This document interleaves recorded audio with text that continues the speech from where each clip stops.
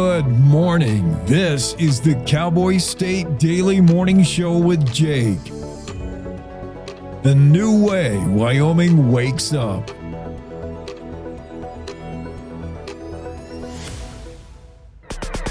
It's time to take a look at what's happening around Wyoming. From the Cowboy State Daily News Center, I'm Mac Watson. The feud between Governor Mark Gordon and Secretary of State Chuck Gray boiled over on Thursday when Gordon asked Gray, quote, "Do you want to step outside?" unquote, near the end of a Marathon Wyoming Board of Land Commissioners meeting in Douglas. Cowboy State Daily's David Madison reports friction between these two politicians isn't new. Governor Gordon expressed his displeasure with Secretary Gray by asking him if he'd like to step outside. Now, he said it with a very measured tone. Later, his spokesperson said he literally meant, "Do you want to step outside and discuss this further because I'm not understanding you?" Governor Gordon didn't seem to lose his temper. He just said it very bluntly, "Would you like to step outside?" And Secretary Gray, in a follow-up statement to Cowboy State Daily, he accused the governor of intimidation. The tense exchange capped an otherwise pleasant meeting that drew dozens of opponents to the Douglas Library, where residents delivered pointed testimony against the proposed wind project. Cheyenne has approved Project Jade, a Tallgrass Crusoe AI data center using up to 2.7 gigawatts of mostly self-generated power, nearly triple the entire state's power demand. Cowboy State Daily's Renee Jean reports that's a lot more than the 1.8 gigawatts the company announced back in August. So the cap was always 10 gigawatts, but the initial announcement was 1.8 gigawatts. At the Laramie County Commission meeting, they were talking about a 2.7 gigawatt facility. This is like roughly 3 times what the state itself uses as a whole for. Now, at the time, that was the largest data center yet to announce plans for Wyoming. It received a lot of attention statewide because the facility would use almost twice as much power as the entire state. I'll be back with more news from the Cowboy State Daily News Center right after this. Here's a winter driving safety tip from WYDOT. Make sure your vehicle's in good working condition with proper tire inflation, fluids topped off, good wiper blades, and brake inspections. Carry emergency supplies in your vehicle like blankets, non-perishable food, and water, and slow down in bad winter weather. This reminder from WYDOT. Welcome to 2026. The Wyoming Veterans Commission proudly declares this year the Year of the Veteran, a year to honor service, strengthen communities, and build lasting connections across our great state. To every veteran, past, present, and future, thank you for your courage, your sacrifice, and your dedication. Wyoming stands with you. Today, tomorrow, and always. Cowboy State Daily News continues now. A state representative from Casper wants to keep people from being charged with drunk driving if they're drunk while riding a horse, mule, or donkey. Cowboy State Daily's Claire McFarland reports the bill made one defense attorney laugh and left prosecutors wondering if a specific case inspired it. It's a very Wyoming bill. It would specify that you can't be charged with DUI for drunkenly riding your horse. Now, I talked with Mike Vang of Laramie. He's a defense attorney who specializes in DUIs. He said, yeah, this is really interesting, and it may skirt some portions of like DUI implied consent for testing, but don't ride your horse to and from the bar because you still may face other charges, like if there's a public intoxication ordinance in place, or you may face the state charge of reckless endangering. Johnson County's top prosecutor said he was curious to know what prompted the legislation, since neither he nor the 2 deputy attorneys then standing in his office, with nearly 50 years' experience between them, had never charged anyone for drunkenly riding a horse. A proposed ordinance expanding administrative warrants to access people's property has upset some Cheyenne residents who say it crosses the line into government overreach. Cowboy State Daily's Scott Schwebke reports that fire and building officials say they need them to do post-fire safety inspections. Firefighters, when they go onto a property, they fight a fire and they extinguish it and they leave. Sometimes they have to come back. And according to fire officials, they're required by Constitution to get some kind of a warrant or get permission to come back on. And sometimes buildings are abandoned and they don't know who the property owners belong to. They say they're trying to just do everything by the law. Some residents consider it overreach because, for one thing, they don't want people forcing them to give permission to come on their property. On Monday, there will be a final reading of the bill during during the city council meeting, but there is a large contingent of people on social media who say the bill is overreaching and they will show up and protest. And that's a look at today's news. Get your free digital subscription to Wyoming's only statewide newspaper by hitting that daily newsletter button at cowboystatedaily.com. I'm Mac Watson for Cowboy State Daily. No young person should ever have to worry about having a safe place to sleep at night, or a warm meal to eat, or whether anyone cares about them. But the reality is, 1 in 10 young adults will experience a form of homelessness this year. But the good news is, there's an organization making a big difference. Covenant House. For over 50 years, Covenant House has been helping youth in crisis and giving them the support and the tools they need to succeed in life. I have no words to express how Covenant House changed my life.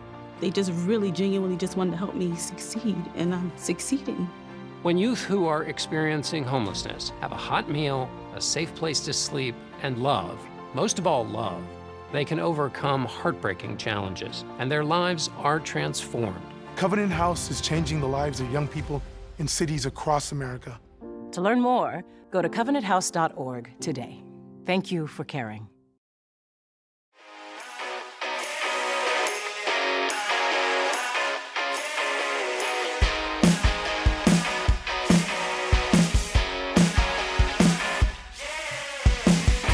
It's a finally Friday Cowboy State Daily Show with Jake on January 9. Stories we're tracking today.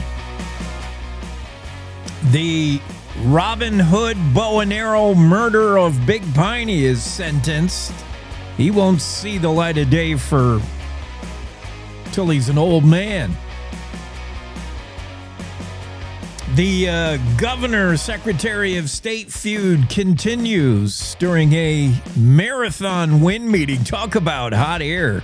It was a meeting about wind power, but a meeting that had a lot of wind and almost more. Oh boy. Yeah, we have the governor on today, actually, special guest. He can talk about exactly what went down.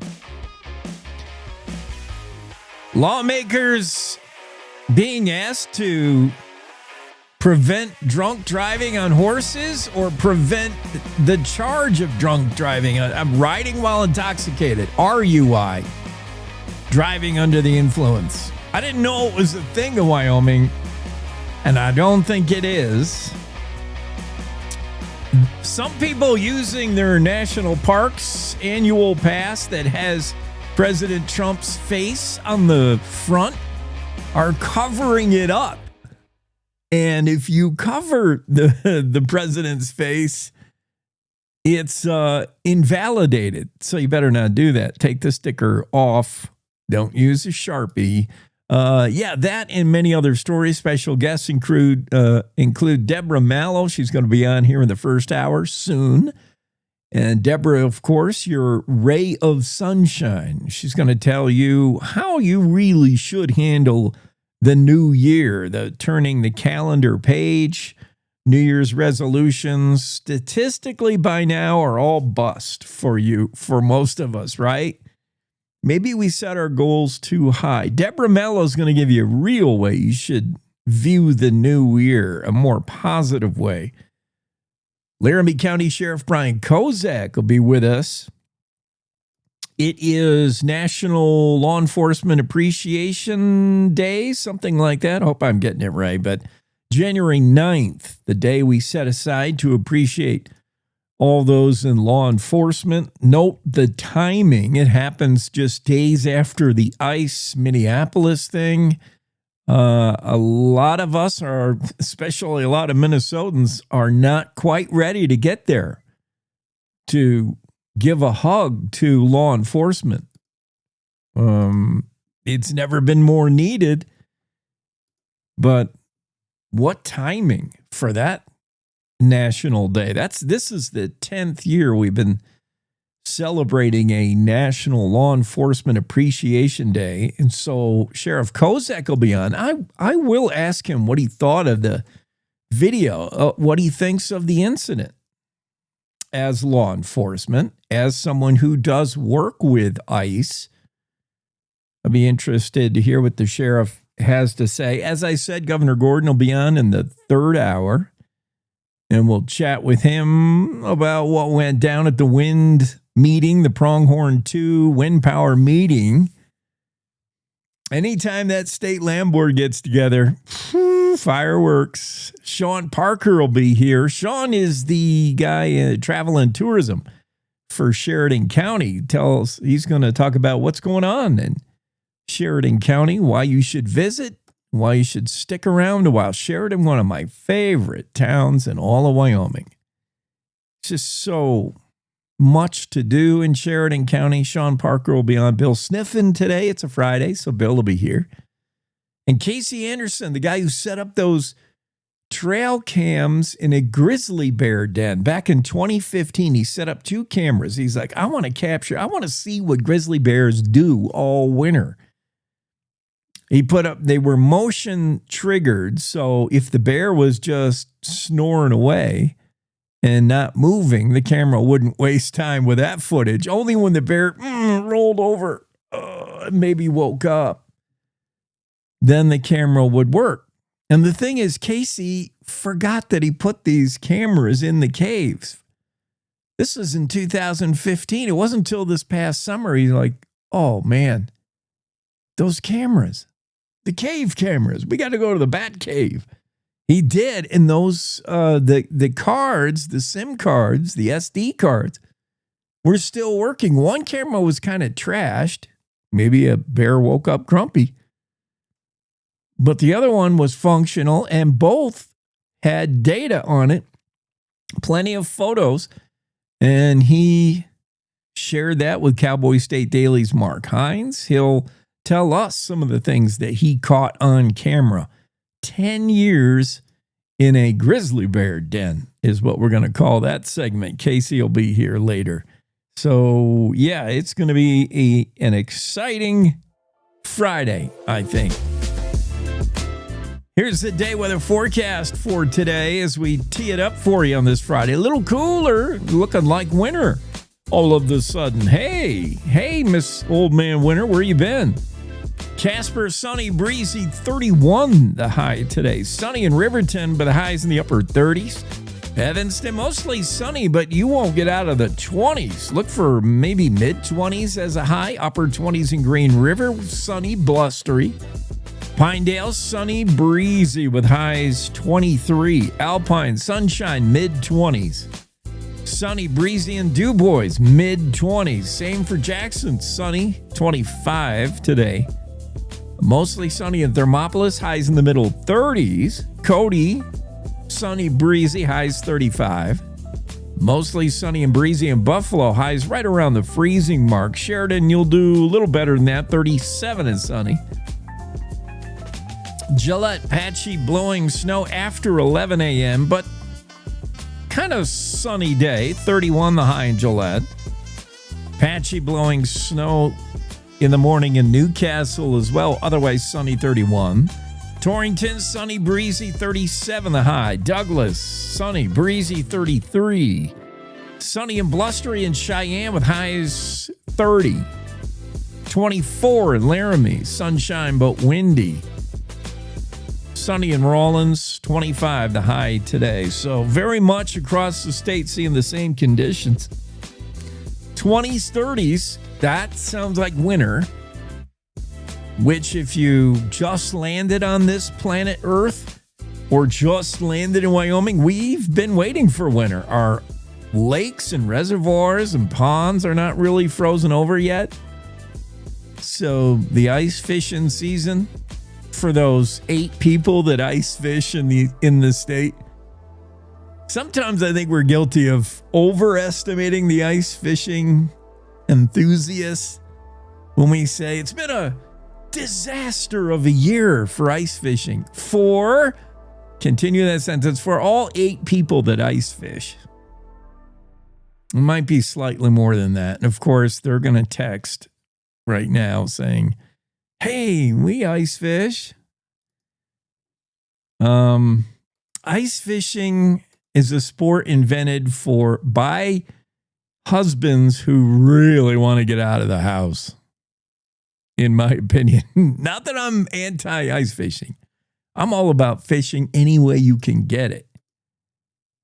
And there's plenty of husbands who just need to get away and grab the fishing pole, and they're gone all afternoon. But if you continue that tradition in the winter, freezing cold, you want to sit on the chair in the middle of a frozen lake and try to catch fish that are near dormant. I mean, these fish are like half frozen. They're not really hungry or eating. I mean, you have a special dedication to ice fishing, or you really have an avoidance issue about the home life. I mean, maybe I'm just jealous. I just don't have the time to go ice fishing. Barely have the time to go real fishing.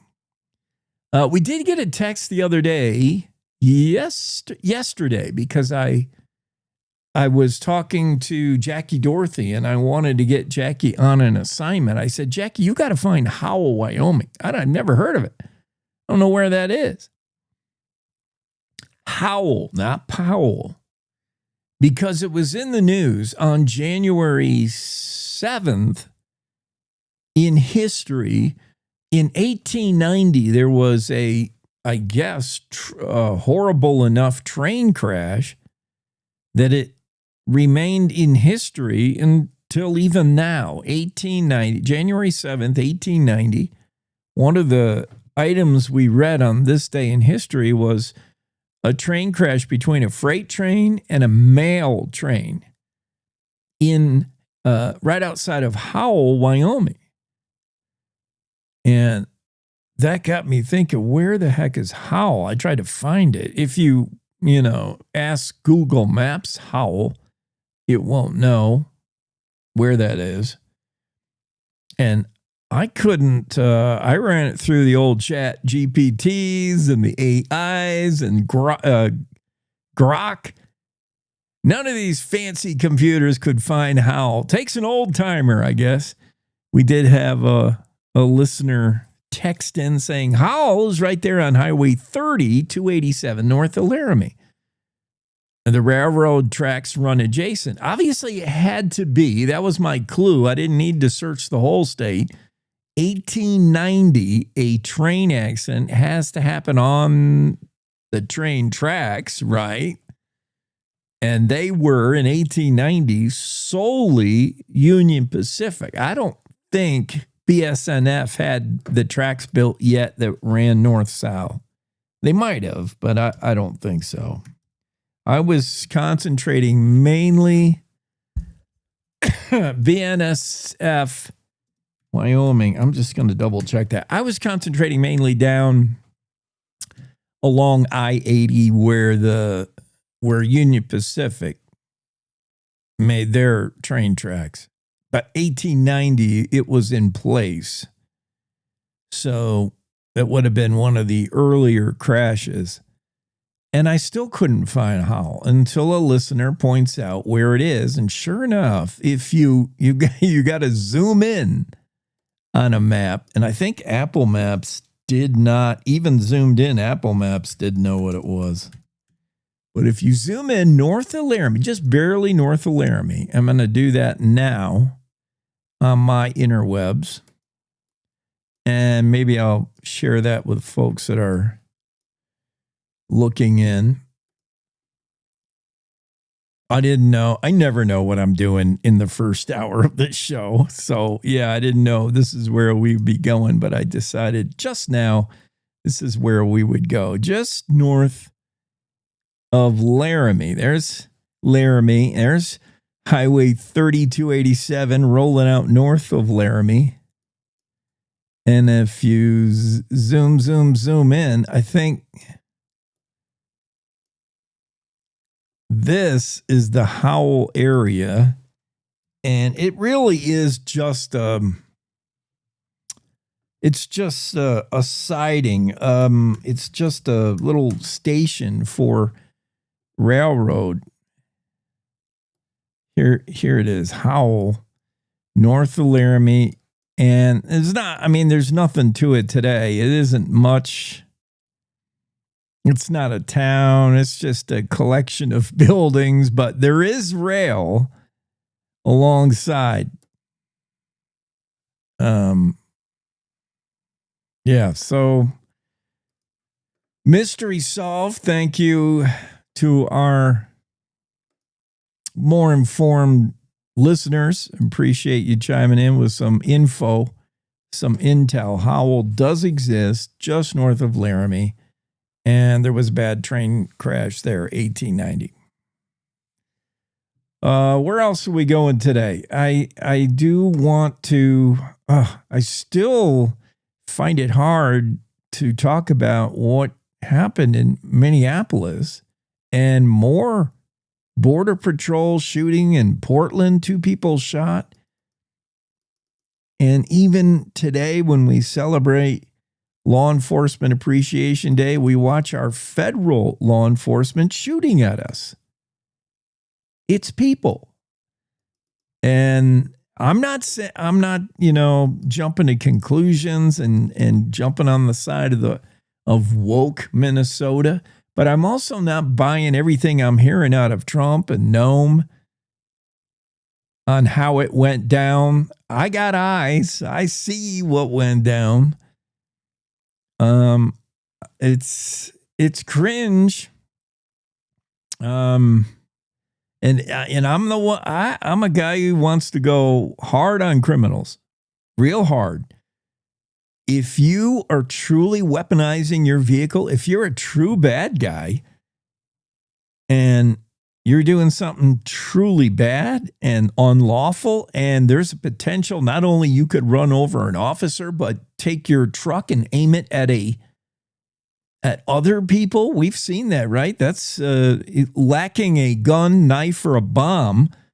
That's sometimes the choice of some lunatics to weaponize their vehicle and drive it into a crowded. Then, yeah, I'm all for sending a few bullets through the windshield to shut that down. I'm with you. But in this case, boy, I watched the video from every angle and I don't like it. I don't like it at all. And I really don't like nobody in the federal government kind of owning it.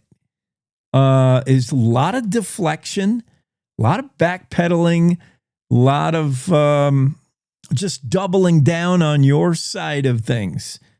From Kristi Noem, Homeland Security, Ice Queen, to right up to POTUS. A lot of excuses and doubling down on their side of things. And even worse, let me throw this at you. Wesley Hunt is a big Trump ally. Representative Wesley Hunt out of Texas. He's a House member.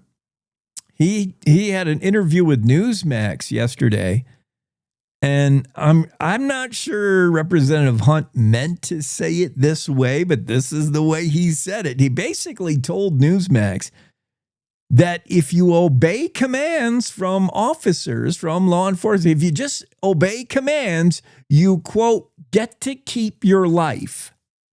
Oh, man. Wesley, is that what you meant to say? I think, let me help you here, I'll be your free gratis spokesperson here. I think what you meant to say is, look, follow orders. If someone with a badge, law enforcement, tells you to turn off the car and get out, then do it. Follow instructions from law enforcement. This is the most basic thing. This is what we need to be teaching our kids, not roll up the window and take off on a high-speed chase. Follow instructions from law enforcement, and these things, it wouldn't get to these things. It wouldn't escalate. Let's start with follow instructions. I get that, but the way it came out, here's the exact quote. Representative Wesley Hunt, Republican, Texas, is a lawmaker voted into office. Hunt said, the bottom line is this: when a federal officer gives you instructions, you abide by them, and then you get to keep your life.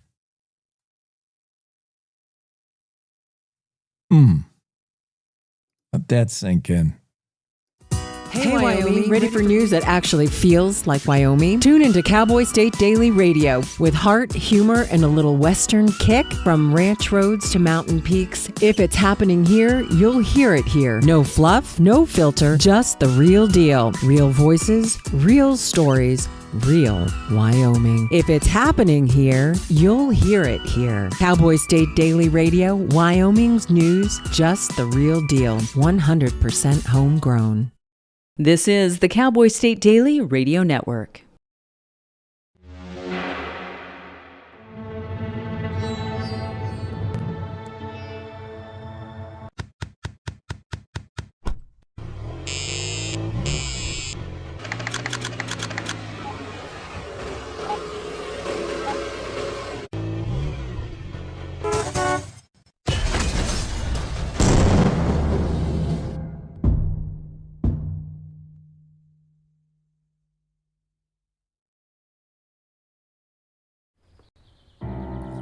Hi.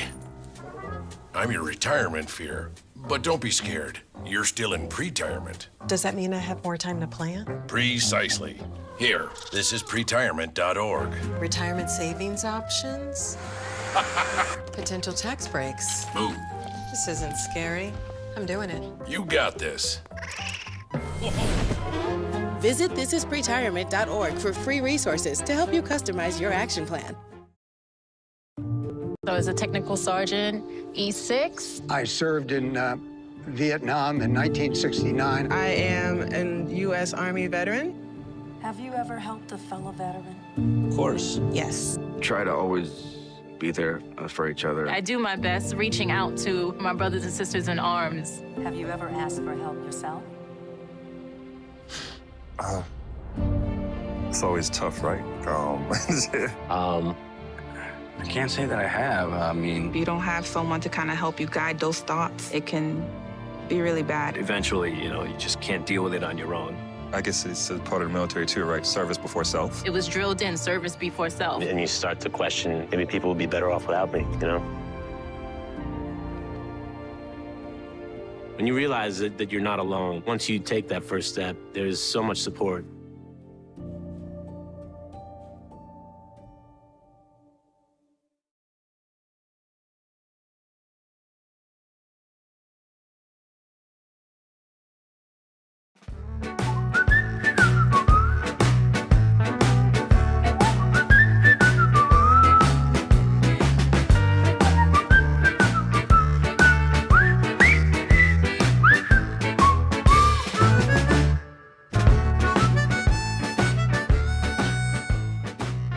Yeah, we're back from break. Cowboy State Daily Show. Taking a look at some of the stories from Cowboy State Daily over the last 24 hours. Stories that are impacting readers.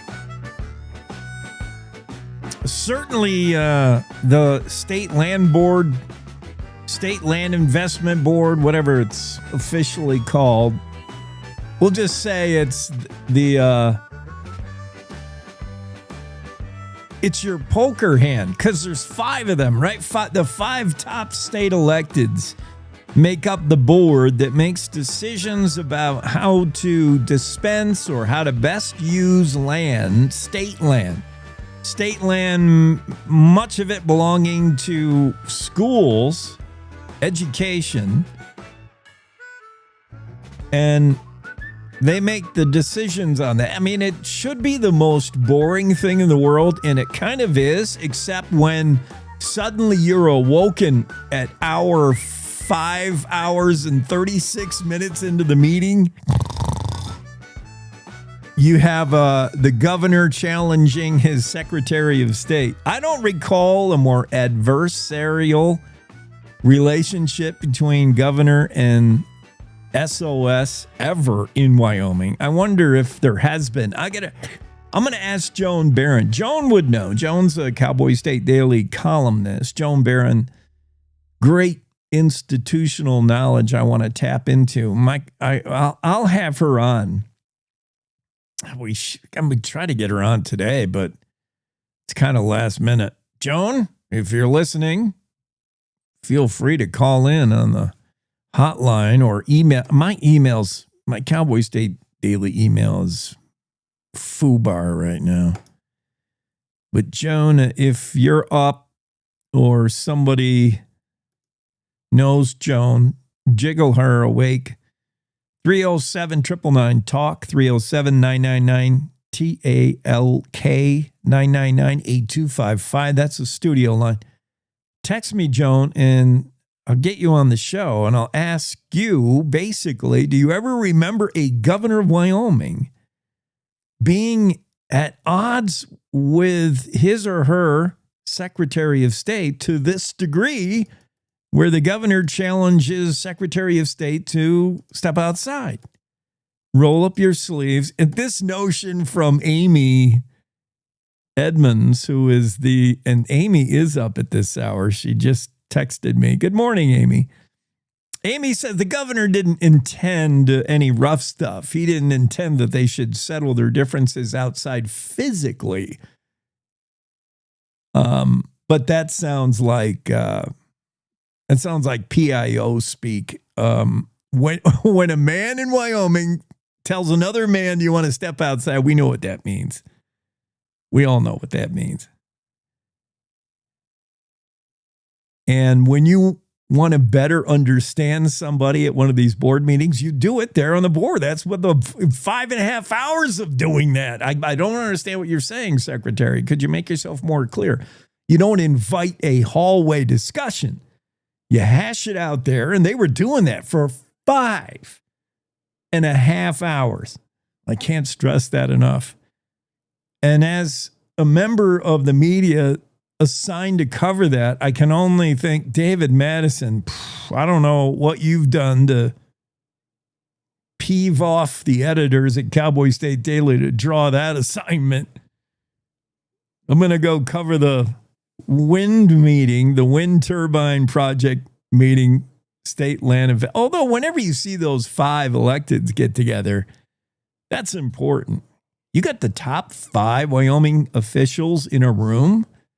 The governor, Secretary of State, the treasurer, Kurt Meyer. All Kurt cares about is money. His sole input on the board in these decisions is how much money does it bring in. And he is just money, money, money. Fiduciary responsibility. State statute requires we get the most money out. That's all.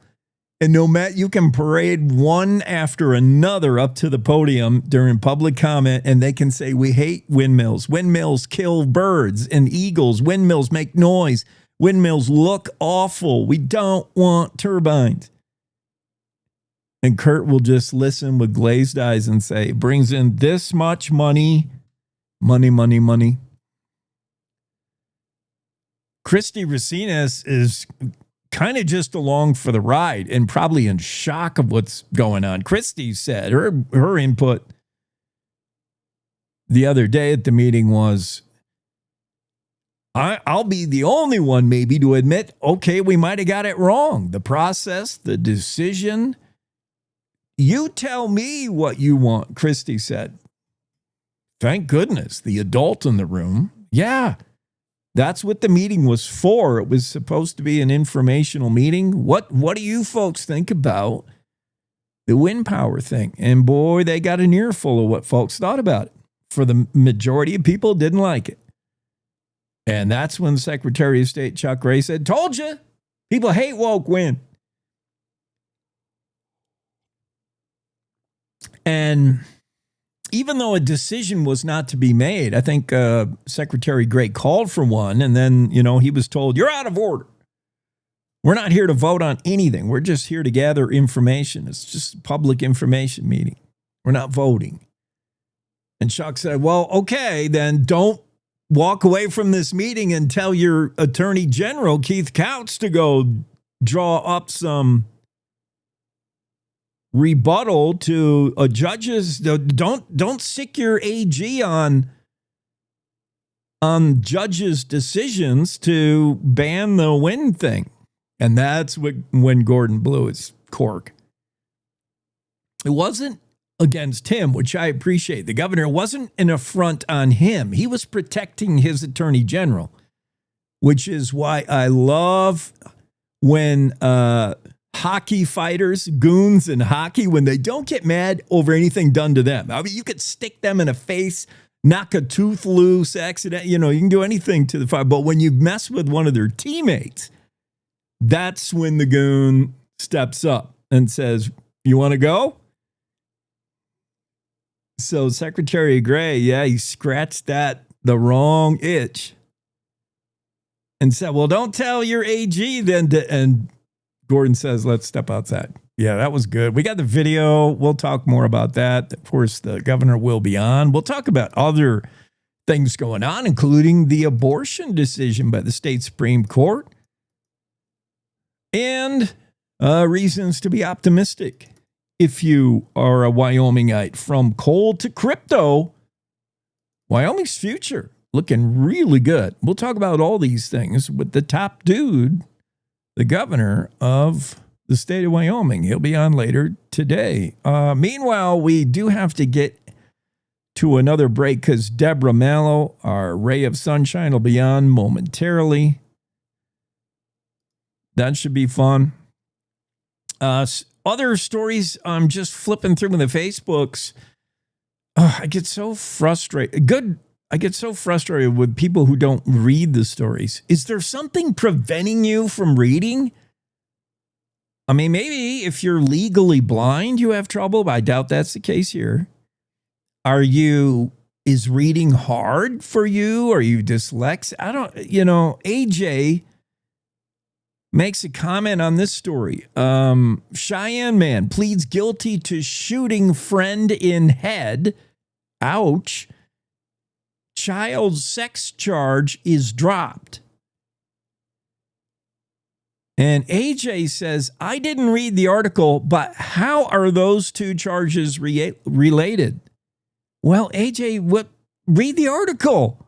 And that's what most people said on the replies to his comment. Well, if you want to know if it's that important to you, if you took the time to comment, and that takes time, you got to burn some inertia there. You have to take action there and be intentional. Oh, I want to comment on this story, but I don't want to read it. We can't hold your hand and take you to water and make you drink it. Or is that a horse? Just read it. Take the time instead of making the comment. That had to take you, how many? Probably 2 minutes, 120 seconds. This article you could read in 3 minutes.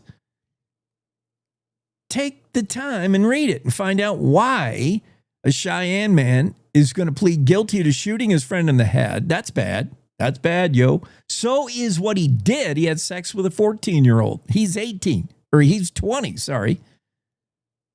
How are they related? Well, that's the fun part of the story, AJ. Had you taken the time, you would have found out that this moron took a phone call in jail, not realizing, guess what? Your phone conversations are recorded. Nathan Pfaff is on a phone call while in jail, and he has to hear it from, I think, a friend. This goes back to second-degree murder, June 13th. He shot his friend in the face over, I don't even remember what they were having an issue about. But in return for the guilty plea, a charge of second-degree sexual abuse of a minor will be dropped. Pfaff allegedly had sex with a junior high school girl about a month before the killing. And the reason this came to light was the phone call in jail. Duh, phone calls are recorded. A woman in a relationship with this POS called him at jail. So in other words, a girlfriend or an ex-girlfriend said, I know you're in jail now for shooting this dude, and that's bad, and you're a horrible person, and we should break up, but I'm really more pissed about the fact that I'm hearing you were with so-and-so, and she's only 14. Oops. Did I just say that out loud on a phone conversation with the dude in jail? Yes, you did. Laramie County. So another charge was added, and prosecutors agreed to let that go. Although, boy, that's leaving a lot on the table. And they'll take a guilty plea for shooting somebody in the head, which is also bad. Yeah, all right, quick break. Deborah Mallow will spread the positivity when we come back. Every morning, America wakes up to reheated outrage and copy-paste commentary. Yeah, I don't follow talking points. I follow common sense. If that hits a nerve, good. It means you're still alive. No spin, no fluff, no kumbaya, just Jake. Serving up truth, sarcasm, and grit. Stirred by hand and seasoned with reality. I don't yell, I don't pander. I just call it like I see it, and trust me, there's plenty to call. From the Capitol to the county fair, if it's worth talking about in Wyoming, Jake's already on it. No permission needed, no script required. The West was built by people who spoke their minds and stood their ground. I'm just making sure we don't forget how. The Jake Show, weekdays on CowboyStateDaily.com and wherever bold voices still have a mic. No apologies, no filter, no bull. You're listening to the Cowboy State Daily Radio Network. Emma, did you hear? Todd's in the hospital. Who's Todd? He got a collapsed lung from vaping. He thought it was cool. Not cool. Promise you won't vape, Emma. It can lead to a lifelong addiction, and we can't be friends if your lungs collapse. Bogus. Wacky sitcom teens aren't the best people to talk to your kid about vaping. Hey, you got a minute? You are. Start the conversation with your child about vaping today.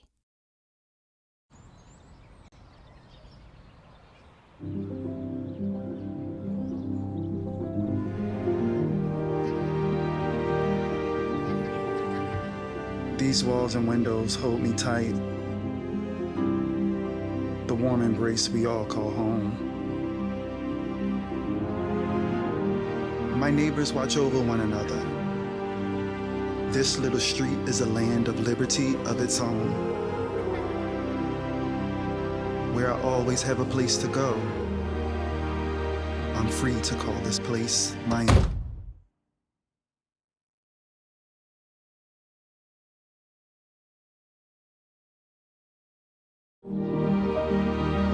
We all deserve a place to call home.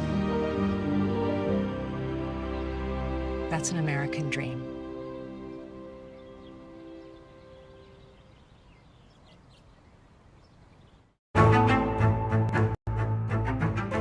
When the uniform comes off, the battle doesn't always end. Too many of our veterans are fighting silent wars, with trauma, with loss, with hopelessness. Downrange Warriors stands in that gap, offering peer support, purpose, and a brotherhood that saves lives. You can help. Visit downrangewarriors.org, because no warrior should ever walk alone. Hope is waiting. Be the reason they find it.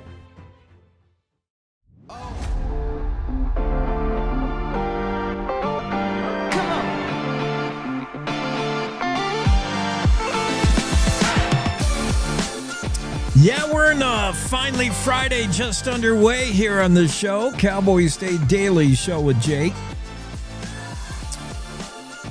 Deborah Mallow will be here shortly, spreading some sunshine. Man, we need it. Look at the world today. I don't want to be a negative Nelly. I don't want to be Chicken Little. The sky is falling. I mean, we got President Trump's actions in Venezuela, threatening now to do the same in Mexico. Wants to buy or take Greenland. By the way, Germany didn't care for the latest actions of the United States, calling us bullies. I'll get to that later.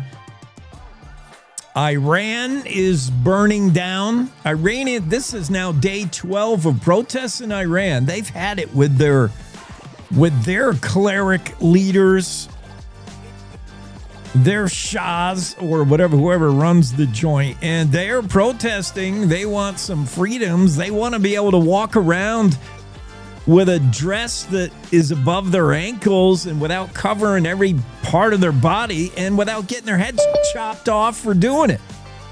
Iran shut off the internet today just to stop the protests from getting out to the rest of the world. It's a crazy world. And then the Minneapolis ICE. Oh, man, we need a little bit of positivity. So it's good. And it's so timely. We're joined by Deborah Mallow. We've never needed it more. Deborah, good to see you on. There it is. Smile. Deborah Mallow, your ray of sunshine. She's a seasoned coach and strategist specializing in positive energy, mindset, overall well-being, and the author of my favorite book, the award-winning book, 6 Steps to Fewer Days That Suck. There it is. We're going to a special gift for our listeners we're going to talk about in a minute, but we're 9 days into the new year, Deborah. Many of us have made ambitious goals and resolutions and already falling short. Maybe the thing is you're shooting too high. Goals create pressure. Where do you want to begin with the new year? 9 days in, here's how we should have done it. Well, there's no perfect path, but I want to wish everyone a happy new year, and to you, Jake. Thank you. Happy New Year. And I always say, and countless moments of joy. Be intentional about what you do, because this year, let's make 2026 a year we're not focusing on perfection. We're focusing on alignment. Life, and I said this before, you know this, life will always be messy. There's no magic bullet, and there's no such thing as perfect. But when we're self-kind, we give ourselves grace, we can control our thoughts, our actions, our words. We can't control other people. We owe it to ourselves not to overwhelm ourselves. And that's the first thing I want to mention. Big resolutions are difficult because what happens? We get overwhelmed. Too much to do. It's called decision fatigue. So what do? You do nothing. So pick a few top priorities that you can consistently win at, that you can accomplish slowly. You clear the path so you could focus on that, get an accountability partner, and just work through it. And early wins boost our motivation, and then we can add more, we can continue, and we feel a sense of accomplishment, which builds our confidence. That's one. Yeah, I think many reasons New Year's resolutions fail is setting the bar so high, setting such a huge goal that you set yourself up for failure. As you say, we're wired to go through simple, small things. We like repetition. We like predictability. So set smaller micro goals and thrive on those patterns, things you can achieve. And don't worry, it's never going to be perfect. It can be messy, but celebrate those small successes and don't sweat the big stuff. And absolutely. And I understand. We all get overwhelmed and we feel, oh, you can do it. Your life looks easier. Well, nobody is. Humans, we all struggle. We might hide it well, but we all have our own stories and the things we struggle with. The thing is, don't focus on judgment of others, your judgment. Take that off the table. Give yourself grace, and slowly the micro shifts that we can do one step at a time.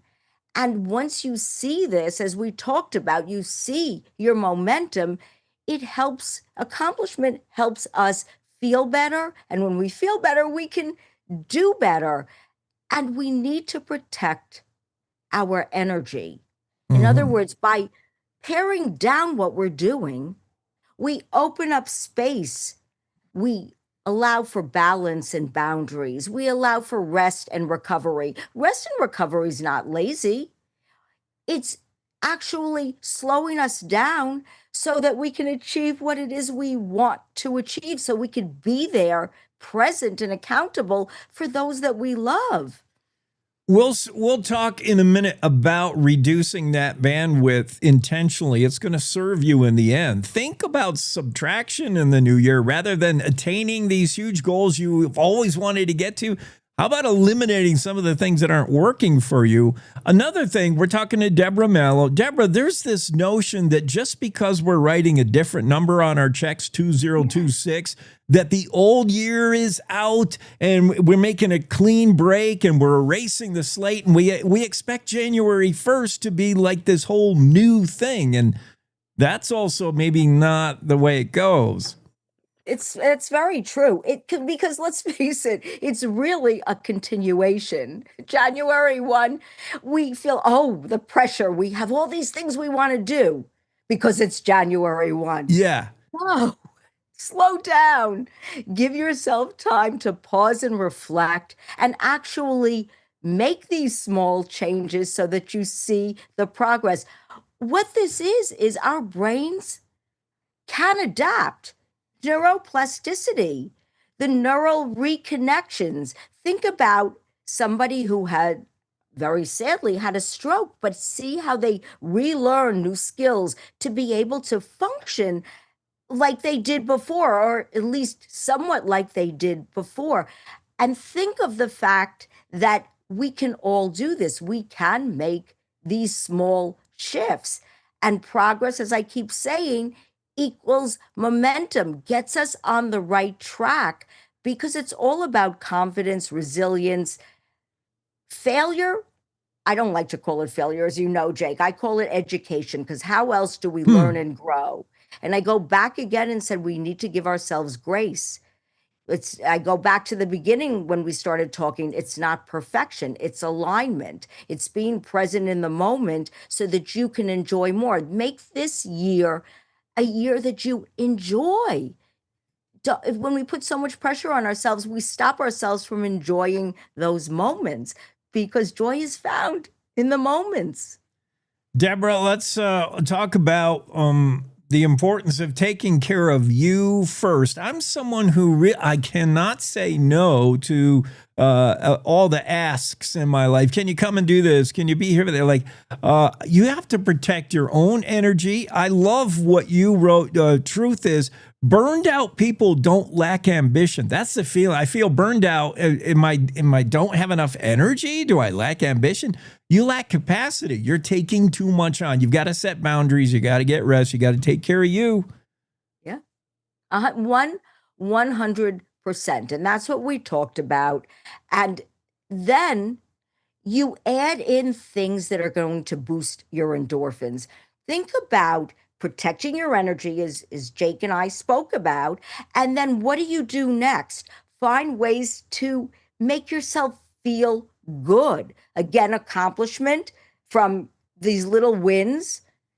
Make a note. I have something that you can do is you can, and this can become your yearly accomplishment jar, because sometimes we actually need to see what we've accomplished to realize we've done a lot. We need to give ourselves credit, reward ourselves. So what I like to do is drop in weekly wins, things that I'm grateful for, things that matter, things that just make a difference in my life. And then weekly or whenever you need a boost, read them, write more.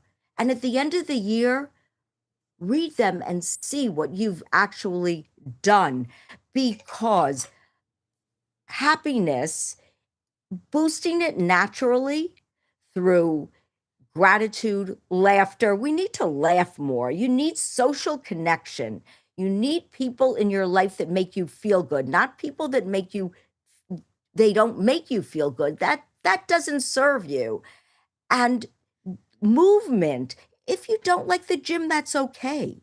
Walk, swim, stretch, whatever you do. When you start moving, when you're grateful, when you have connection with people, when you laugh, all these things boost our happiness, boost our endorphins, and trigger the brain's reward center. I'm all about the science behind why things work for us and doing these things to serve us. So it's all these little things together, but it shouldn't feel overwhelmed. It should just feel like little things that you add in because your brain will adapt. And once you feel good, you're going to want to do this more. I like it, Deborah. Laughter is the best medicine, not just the saying. It's real. There's science to it. It's releasing the good stuff for the reward system of your brain, dopamine, endorphins. All right, let's talk about we don't want to set too big a goals. In fact, kind of reduce the number of goals you set for yourself. We don't have to be so goal-oriented. But yes, if you do set some things you want to get after, make sure you're not chasing them, but set them as something attainable and focus on maybe just one or two simple priorities. You say, in 2026, I would like to do this, to be, find more, find gratitude in things, laugh more, whatever it is. Just set simple one or two things, not a whole mess of them. And that's really the truth. We need not to overwhelm ourselves.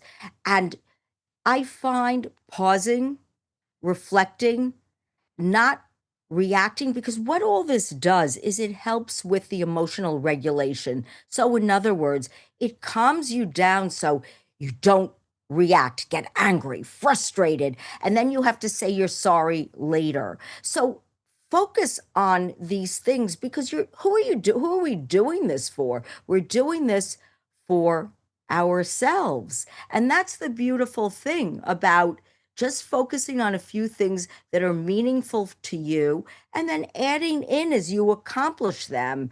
Because how many things do we really need to do anyhow? We need to, there's this new word going around the internet, theme. I love this. What is theme? People are saying, follow your theme instead of like all these goals. And a theme is how you show up, how you want to show up. Think about that first. How do you want to represent yourself? And then go forward and start little things one by one, consistent steps make a big difference over time. It's not about overhauling your life. It's about enjoying the moments, accomplishing what you want to accomplish, and feeling good so that you have the emotional capacity to be kind to others and to welcome in others into your world and to be present in the moment. So 26 is your best year yet. Deborah Mallow is the author of the award-winning book, 6 Steps to Fewer Days That Suck. If you haven't already purchased, read, and dog-eared like every page, do that now. She also has, she'll walk alongside on the internet virtually, the Daily Decisions, the Positive Energy Club. Talk about what you can do for us, for our listeners right now. A chance to join up for free, thedailydecisions.com/inspire. What do we do to get involved? Join my Positive Energy Club, thedailydecisions.com/inspire, like Jake said, and it's decisions with an S. And you will get my bi-weekly newsletter. It's all these activities that we talk about here and more that make you feel good. There's a happiness worksheet, there's motivational worksheets, and then the feel-good activities, and then my bi-weekly newsletter just to lift you up. And of course, you can connect with me. There's buttons on my website to email. And I just welcome the interaction because we're all here to help each other get unstuck and to thrive, not just survive. As much as you've heard that, it's just a small little soundbite that you really can relate to. You want to thrive. We all want to thrive. Who doesn't want to feel good? Well, I would like to know at the end of this year, 2026, I have a jar filled with accomplishments, my accomplishment jar, and I can look back and say, wow, I did achieve in this month, on that week, on this day. That's pretty cool. If you find yourself on the hamster wheel, always chasing life, remember your inner joy is the fuel you need. Find out more, Fewer Days That Suck. That's the book. And Daily Decisions, thedailydecisions.com/inspire. Deborah Mallow, thank you. Thank you, Jake. Happy New Year, Jake. Happy New Year, everyone. We'll hug ourselves on the way out because we have to accept and be kind to ourselves. Happy New Year. Happy New Year to you. Thanks. Deborah Mallow always making me smile and spreading a little ray of sunshine every time we have her on. We got more coming up. Cowboy State Daily Show with Jake. Lots more. Don't go anywhere. Top of the hour news break for our radio affiliates now. It's time to take a look at what's happening around Wyoming. From the Cowboy State Daily News Center, I'm Mac Watson. The proposed 2-gigawatt Seminole generating station near Rawlins would pair natural gas and wind power to boost Wyoming's energy supply. Cowboy State Daily's Kate Meadows reports the project aims to cut water use by up to 95% and reduce emissions while creating hundreds of jobs. Water usage in the West is a critical issue. We have the Power Company of Wyoming saying we're bringing in this project that's going to create all these jobs, and we still need water for this project, although we're going to be reducing the water usage by over 90%, which sounds good, and that was enticing to the Carbon County commissioners. However, one of the commissioners, who's also a rancher, expressed concern over the 320 acre feet of annual consumption that this project will entail. Touted as one of the most widely used and reliable forms of large-scale renewable energy storage, pumped hydro relies on gravity and water rather than chemicals. The teen who did not pull the trigger on the compound bow that killed his autistic friend last February, but who did conspire to that end and watch the killing, was sentenced on Thursday. Cowboy State Daily's Claire McFarland reports Orion Schlesinger was sentenced to between 54 years and life in prison. So for second-degree murder, you can get 20 to life. The prosecutor and the defense attorney came to this agreement after months of defense and mental illness plea and evaluations. They ultimately came to decide, okay, 54 is the bottom number, life is the top number, he's eligible for parole. 19-year-old Schlesinger was also ordered to pay $4,431.50 in restitution, one half of the funeral costs for his victim, Dakota Farley, 23 years old, and of the wages Dakota Farley's father, Ray, lost by attending court proceedings. I'll be back with more news from the Cowboy State Daily News Center right after this. Here's a winter driving safety tip from WYDOT. Make sure your vehicle's in good working condition with proper tire inflation, fluids topped off, good wiper blades, and brake inspections. Carry emergency supplies in your vehicle like blankets, non-perishable food, and water, and slow down in bad winter weather. This reminder from WYDOT. Welcome to 2026. The Wyoming Veterans Commission proudly declares this year the Year of the Veteran. A year to honor service, strengthen communities, and build lasting connections across our great state. To every veteran, past, present, and future, thank you for your courage, your sacrifice, and your dedication. Wyoming stands with you. Today, tomorrow, and always. Cowboy State Daily News continues now. Wyoming cattle ranchers are applauding the new federal dietary guidelines that prioritize protein like red meat and real foods over processed options. Cowboy State Daily's Kate Meadows reports that ranchers are applauding the newly released guidelines. Wyoming ranchers are excited about the new dietary guidelines that were announced this week. The Department of Agriculture and the Health and Human Services aim to bring back to the American diet protein, fruits, and vegetables, and also deter Americans from highly processed foods. One rancher I talked to said, "We already raise a wholesome, non-processed product." On Wednesday, the federal government released new national dietary guidelines that tilted more heavily toward eating more protein, marking the most significant reset of federal nutrition policy in decades, so federal officials said in a statement. Some people are livid over the inclusion of President Donald Trump's picture on the 2026 America the Beautiful National Park Annual Pass. Cowboy State Daily's Mark Hines reports that they've put stickers over the president's image, which invalidates the passes. I talked to a Democratic Wyomingite and I talked to a Republican Wyomingite, and the Democrat basically said, yeah, I mean, this is just Trump being a huge egomaniac. He wants his picture and his name everywhere. Why are we doing this? There's no need for it. And then the Republican said, no, this is cool. It's appropriate. You have the nation's first president. You have the nation's current president, 250 years of America. So depending on how you want to look at it, nationwide, there's been some people that are so upset about it, they started putting stickers over Trump's face, but the government, the Department of Interior, said, no, if you do that, you basically rendered the pass void. Some Trump detractors have turned to making plastic covers for the roughly credit card-sized passes, which hide Trump's face without altering the passes themselves. And that's today's news. Get your free digital subscription to Wyoming's only statewide newspaper by hitting that daily newsletter button at cowboystatedaily.com. I'm Mac Watson for Cowboy State Daily.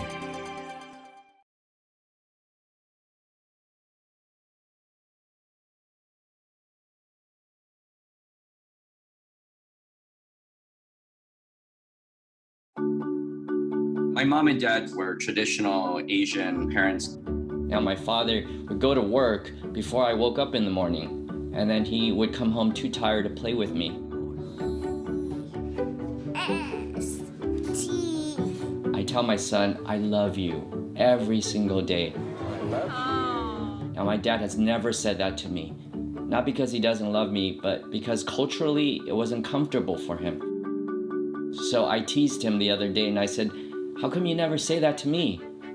And he said, you're too old now. Now that he's a grandfather, he says, I love you to my son every time he sees him.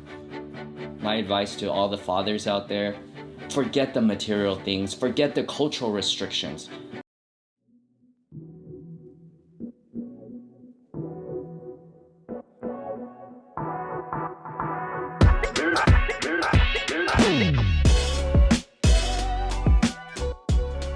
And we're back to it after top of the hour news break. Cowboy State Daily Show with Jake. Joanne chimes in on the Facebooks and commenting on the State Land Investments Board, their marathon meeting the other night regarding the Pronghorn H2 project, the wind project. Secretary Gray just not convinced wind is the way to go ever. And Governor Gordon interested in harnessing what Wyoming has a lot of, wind. And boy, those two took another opportunity to butt heads and go at it. Joanne says, hate it or not, we got wind. Use it. Gordon has some sense, just saying. Good morning, Joanne. Chrissy, talking about the Minneapolis ICE shooting, says he, being the officer, the ICE officer, screamed at her, get the F out of the car. She was terrified. I don't doubt that. I don't know if she was there intentionally to agitate. What was, I would like to know why she was there, this Renee Good. I would like to know more about why she was there. Supposedly she was there as just an impartial observer, somebody who is looking to just video incidents in case wrongdoing, you know, you're just a citizen with a cell phone. Some of these go farther than that. Some of these do get to what they call doxing, where the intent of some people armed with their cell phone camera, the intent is to besmirch and identify and put in jeopardy ICE officers, federal officers, by videoing them, IDing them, and making their job more difficult. You'll hear Kristi Noem refer to that as doxing. I don't know Renee Good's involvement, why she was on that street, what she was doing, whether she truly was harassing law enforcement or just being an impartial observer or just wrong place, wrong time. It doesn't matter. What I see of the video, she's not doing anything in an aggressive manner other than trying to drive away, drive out of there. Was she trying to run over an officer? I'm not convinced of that. Not from the video. Not really. I think she's trying to get away. Get away. Why? Because she knows she's done something unlawful. She knows she's wrong. She is anti-law enforcement. She has zero criminal record from what I understand other than the traffic violation. I think she's just trying to get out of there. I agree, Chrissy. She was terrified. Get the F out of the car. You got a lot of guys with guns, man. And they're trying to open your door and pull you out of that vehicle. Now, if you're an American and you've done nothing wrong, then what do you have to fear? Well, there was this woman from Maryland who's a U.S. citizen, and ICE held her for 25 days until finally, I guess she lawyered up and said, it's American citizen. So, yeah, there is something to fear. There is something to fear that you'll be jailed, you'll be locked up for nothing, or worse, you'll be shoved face down on the ground, handcuffed, and maybe shot. Not maybe shot, you are shot. Yeah, I need law enforcement to act in a professional manner and get the F out of the car. Dropping F-bombs is not professional. Similar to the Converse County deputy sheriff. That's not cool. And I am, again, can't say this enough, I am way pro law enforcement. I think it's one of the toughest jobs, and people, for the most part, don't respect officers and law enough. But when I see stories like this erodes our confidence in law enforcement. Stories like this, the Minneapolis. This is why we don't follow the instructions of officers, because you got a few bad apples. Converse County, this story from Scott Schwebke. I didn't mean to loop this in with the whole Minneapolis thing, but you got a Converse County Sheriff deputy has been disciplined following a profanity-laced tirade during an off-duty confrontation at his home in which he threatened a Douglas teen girl with arrest. The teen is his... I still don't understand reading this, whether the teen is his daughter or whether the teen is his daughter's friend, I guess. But Deputy Ira Kinneberg has anger issues. There's no other way to read this. People don't talk like this. People don't act like this. There was a 30-second video of the exchange when Deputy Sheriff Kinneberg says to this 16-year-old girl, "What do you got to say, you stupid effing moron?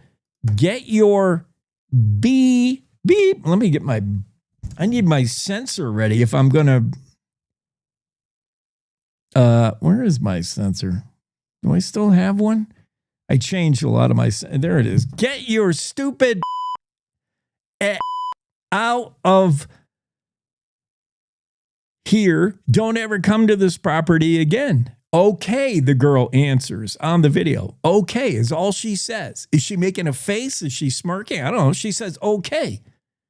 If you come back here, just like your other dumbass idiots, I'll have you arrested. So get the out here and don't ever set foot on this property again. And it doesn't stop there. The deputy goes on. You can smirk. You can whatever. Get the out of here, you stupid. Leave now, you piece of. Is this how cops talk to 16-year-old girls? I don't know what discipline Ira Kinneberg got, and I don't know what's wrong with you in life, Ira. But you need anger management, dude. You need to chill. This is not how you behave behind the badge.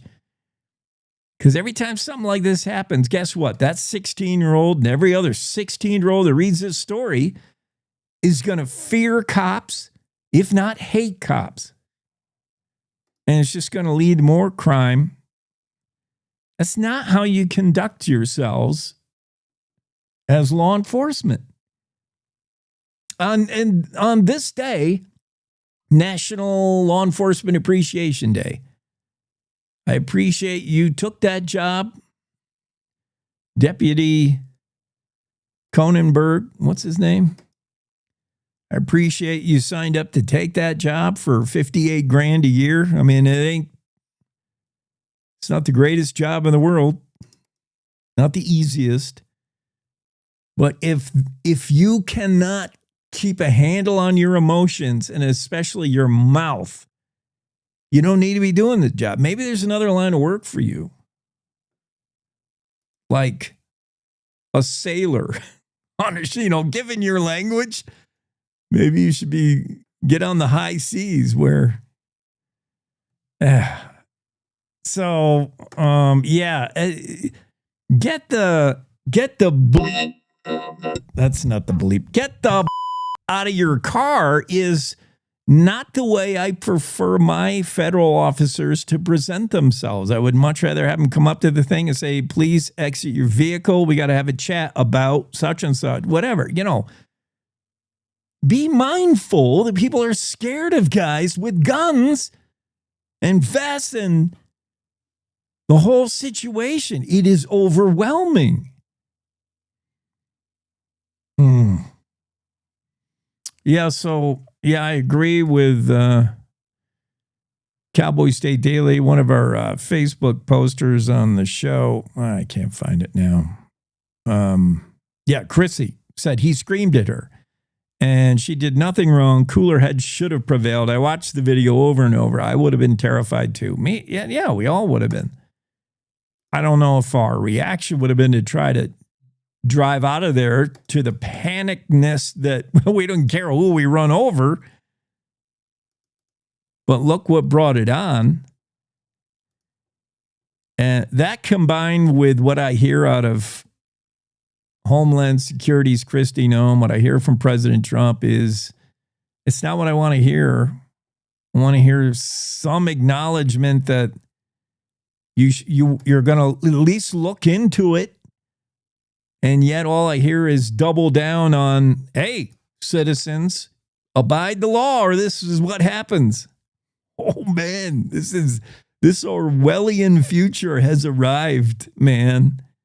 George Orwell had no idea. Yeah, and then when I hear stuff like Republican Representative Wesley Hunt out of Texas, he's a Trump supporter, which is fine. This is not about Trump. This is about the one dude in ICE who did what he did. And basically ICE, the training of these officers and protocol, that's what it's about. But Representative Hunt said, bottom line is this: when a federal officer gives you instructions, you abide by them. And then you get to keep your life. That's the wrong attitude. And it's the wrong words to come out of the mouth of a lawmaker. Wrong words.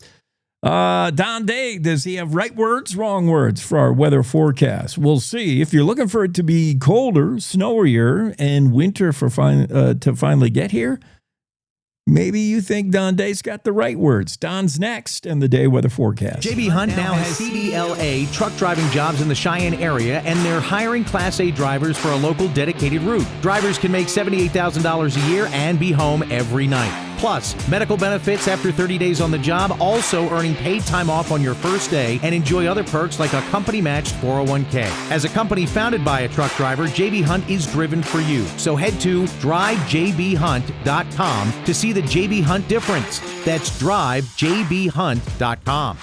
Winter is here.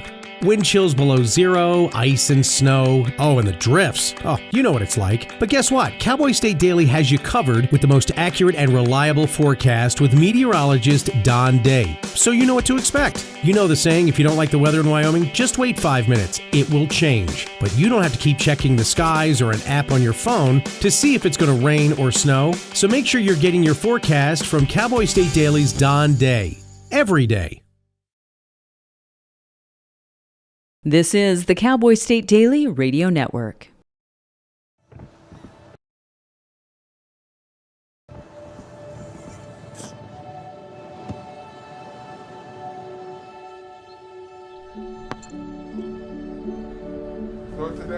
I don't remember how it started.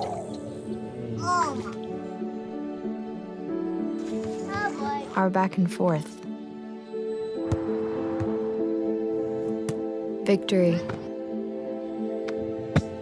Fumble. Repeat. It always came back. Dad! Okay, here we go, throw it! Yeah. You probably don't remember what you told me, That was perfect. but I heard every word. Nice.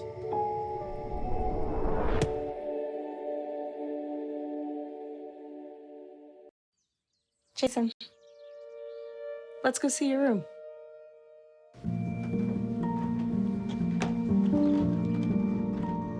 What do you think? We kept it a little spare, so you can decorate it how you like.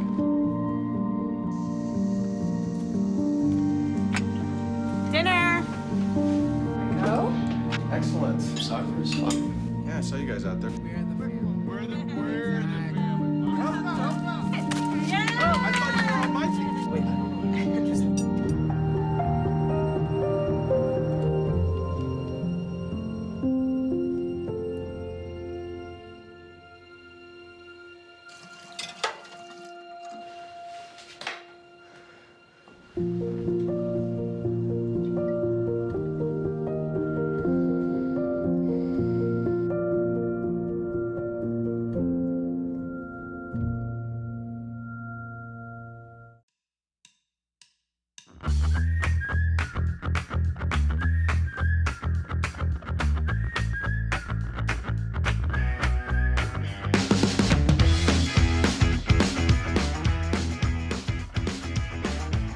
Yeah, we're back after break. Don Day and the day weather forecast coming up. It's cooler, colder this weekend for sure. Not packing a whole lot of snow, but some snow. And kind of like winter. And that's because I think we broke down that ridge finally. That log jam, that thing that was keeping winter out and sort of deflecting winter over to the Midwest and elsewhere. Yeah, we finally broke that down a little bit. Don Day will explain all the ins and outs and why it is we got weather, what it is that the weather is, all that stuff. Let's get Don in here. Don Day is colder anyway. Yeah, it actually feels like January. It does. It does. It took a while getting there, but we finally, this stuff that was creating the log jam, the ridge, whatever, we finally broke it down, moved it on. What are we looking at long term? Well, what we're going to go into now is this particular storm that's coming through, finishing itself up right now, is going to go into the upper Midwest and Great Lakes this weekend, into early next week, and it's going to blow up into a pretty big storm for that part of the country again, bringing in more winter weather to the nation's midsection. But a high pressure ridge, the log jam is gone in the Pacific, but in response to this storm, there's going to be a 3 to 5 day period of high pressure, and it is going to be very quiet. We're cut off from so the pattern's different. Even though we don't have a lot of weather, we're not going to have a storm in California. We don't have that Pacific air mass coming in. So we're going to see the snow get turned off in the mountains of the West, and high pressure will just mean fair, dry weather for several days, really starting tomorrow and lasting through Tuesday. So we get into Tuesday and Wednesday, we may have a little bit of a stronger front's coming late next week. So it's really not until probably Thursday or Friday before we start to see the weather pattern get more busy again. All right. I could do that. I don't mind winter as long, it's those cold snaps where we go 4 or 5 days and single digit highs are the best we do. And if the double digits below zero and Oh, those snaps, I'm really over. But we haven't had anything close to that. And we don't see that. I mean, we're going to see colder air trapped in the western valleys, and we're going to have a little bit of an inversion set up under this high pressure ridge. But the eastern plains, again, will see above average temperatures, 40s, some 50s. We're not going to be breaking any records, but it's going to be another okay, hurry up and wait before we see the weather pattern change again late next week. Such an odd winter with very comfortable temps down on the valley floor if you're 4,000, 5,000 feet above sea level, like a lot of us are in Wyoming. And then you get up to 8, 9, 10, and we're packing snow down. Yeah. The snow in the western mountains is impressive. That is for sure. Well, all right, good stuff. Have a great weekend, man. You too. That's Don Day with a day weather forecast. And let's head right back into the Zoom room and pick up Sheriff Kozak. Laramie County Sheriff. I got to push the right buttons here. Okay, I think I have. Sheriff Brian Kozak is in the room. Well, kind of in the room. He's in his cruiser. Is that your personal vehicle, or are you got lights on? Can you light somebody up while we're here? I sure can. Yeah. If you had to. Right. Yeah, here. There you go. See there. Well, somebody just panicked right now. Somebody driving took a double take at their speedometer. That's Laramie County Sheriff Brian Kozak joining us. It is today, January 9th, National Law Enforcement Appreciation Day. I think we've been doing this for about a decade, 10 years. Held every January 9, a day to provide individuals with the opportunity to express their gratitude for the some 900,000 men and women who have chosen to protect and serve communities, to put the badge on. How can you do that? You could wear blue today. I already blew that. I'm going all red. My favorite thing, what you could do today is ask your kids, if you're a teacher, your young students, or if you're a mom and dad, parent, ask your kids to write a letter of thanks to a cop, because the kids are the ones that are influenced, and their impression of law enforcement, depending on what they see, what they hear mom and dad talk about, could be good or bad. So it's so important to connect with kids. That's one thing for sure. Sheriff Kozak, the year 2025 in review. How's it going for Laramie County? What were your successes of the past year, initiatives that you brought, things you like? Oh, great. Thanks for the question. And hey, I like that comment about parents, because so many times, you walk in a restaurant and the parent will say, there's the man that's going to arrest you if you're bad. And it's like, no, we're there to help. So I always remember that, but anyways, thanks for recognizing today. And, it's an honor and privilege to serve the great state of Wyoming. All the law enforcement officers that work in the state are extremely privileged to have tremendous support. So we want to thank everyone for that. But over 2025, we're pretty proud in the Laramie County Sheriff's Office. We implemented the first ever in the state mental health housing unit inside of our jail. Specially designed housing unit to help people who are waiting to go to the state hospital. And our goal is to try to rehabilitate them so they can stand trial even before they get to the state hospital. So we're pretty proud of that unit. Yep. Yeah. Incarceration is stressful. The whole arrest and incarceration, real stressful. And I remember that, and remember the story about it from Cowboy State Daily, how you're making that environment just a little bit, reducing the heat a bit for anybody who's there. I love that. What else? What else have you been doing? Oh, there's so much. We started the volunteer posse program, reserve deputy program. We started the 24/7 sobriety program to keep people out of jail. So we test people twice a day on their sobrieties so they can stay out of jail and meet the requirements of the court. And we started a new traffic enforcement unit. We what else do we do? We new central control for the jail. We opened a whole brand new central control workspace, so it's all state of the art now to monitor the cameras and the doors within the jail. So yeah, we're pretty proud of everything we've done. And then of course, we're doing the 287G, the immigration. Our focus is only on criminals though. So if we stop them and we determine that they're here illegally, then we'll take action on that. Yeah, I want to talk about that in a second. First, I have to ask you, have you ever written a citation to anybody riding while under the influence? Their horse, I mean. I read your article on that. No, never have.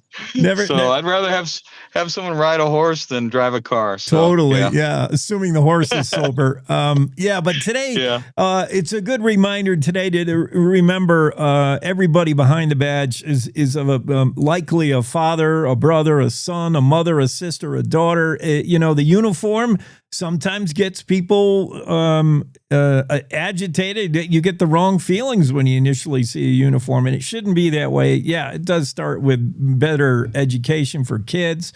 Let's. I'm the same way. I mean, I'm in a sheriff's truck, but when an officer gets behind me, you're like, oh, I hope, you look at your speedometer. It's just natural reaction. So. Oh yeah.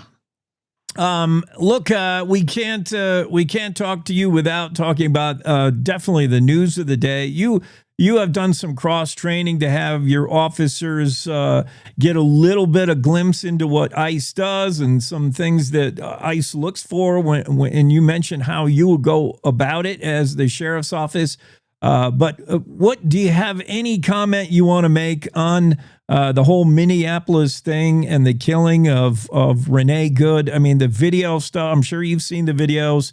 I'm sure you have protocol within your department how do you choose to deal with a traffic stop when you feel it's lawful for an officer to throw lead through a windshield? That was surprising. I don't know, the whole thing. I get real cringy about it. It does not help law enforcement, in my opinion. But I don't know. What do you think about it, Sheriff?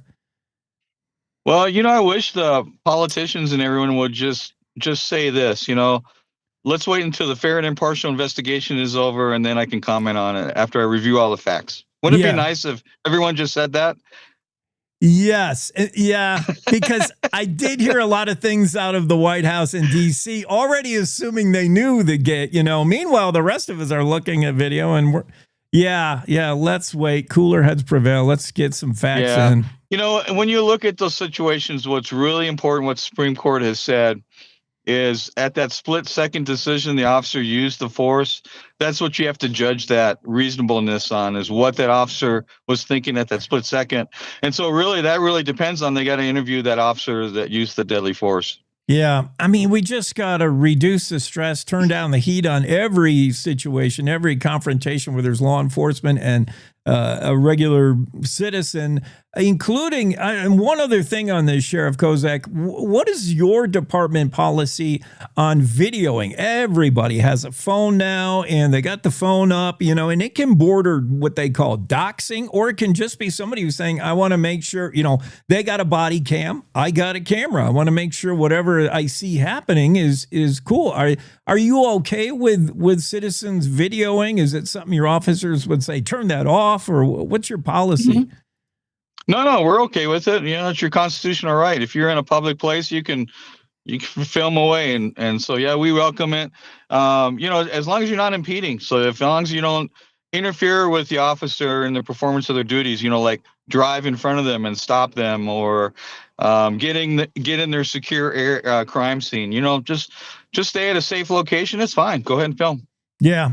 Well, today's the day to remember and honor law enforcement everywhere. National Law Enforcement Appreciation Day, January 9th. I appreciate a brother who did the job for decades. It's not easy, man. It's a tough gig. I don't know who signs up for that. Guys like Sheriff Kozak who sign up for that, and I'm glad somebody does. What's your challenges for 2026? What do you want to continue to do there in Laramie County? Yeah, our goal for 26 is to focus on human trafficking. So we are actually we're getting our team ready. We're going to train all of our employees in human trafficking issues, and we're going to do some operations to rescue some sex trafficking victims this summer. So look forward to that. Yeah, that sounds really good. I hear these stories about, at the truck stop, and it's this a woman who, she could give a hand signal to say she's in danger, like she might not be able to say anything. I forget what it is, like the thumb tucked in or something. Yeah. But get out there, get on it. Make sure we fix that. I like it. Sheriff Kozak, thanks for joining us. Appreciate it. Oh, you're welcome, and thanks again for thanking all the law enforcement officers in Wyoming. We appreciate. Yeah. All the men and women behind the badge. Yeah. Thank you, Sheriff Kozak. Have a great and safe weekend. Thank you. Cowboy State Daily Show with Jake rolling along here on Jan 9, National Law Appreciation Day. We got to take a break. We got more guests coming up this hour, including who's with? Andrew Ussey should be here shortly. We got Governor Mark Gordon on next hour. That'll be interesting with the latest dust up between he and Secretary of State Chuck Gray. Sean Parker will drop in. He's up there in Sheridan promoting travel and tourism. Bill Sniffin will join us, and Casey Anderson, the guy that put up the bear cams in the bear cave, forgot about him for 10 years and then went back and looked at the photos. Crazy what he saw. We'll be back right after these. News happens at any time, any place. That's why at Cowboy State Daily, we're dedicated to the stories that matter, with reporters stretching from your hometown across Wyoming and beyond. It doesn't matter if it's happening in Yellowstone, the capital in Cheyenne, or the most remote slice of Wyoming. With over 150 years of combined journalism excellence, if it affects Wyoming, it affects you, and we've got it covered. Upstream from the herd, we're Cowboy State Daily. You're listening to the Cowboy State Daily Radio Network. You know you don't have to wear your PT gear anymore, right? It's comfortable. So how's civilian life treating you? It's fine. When I got out, I didn't want to admit that there was anything wrong because I felt like a failure. And then I realized, there's nothing to be ashamed of. So I started talking to someone. Maybe you are fine, but if you're not, it's okay. Thank you. If you or a veteran you know needs support, don't wait. Reach out. Find resources at va.gov/reach. Logan Wilson here at the M Building in Casper, Wyoming. They do more than just support businesses and private events. They support nonprofits by offering reduced rates to help the community thrive. The staff here at the M Building have been incredible in helping me organize a fantastic event. They are great partners for those who want to make a positive impact on the community. Come check out the M for your next event.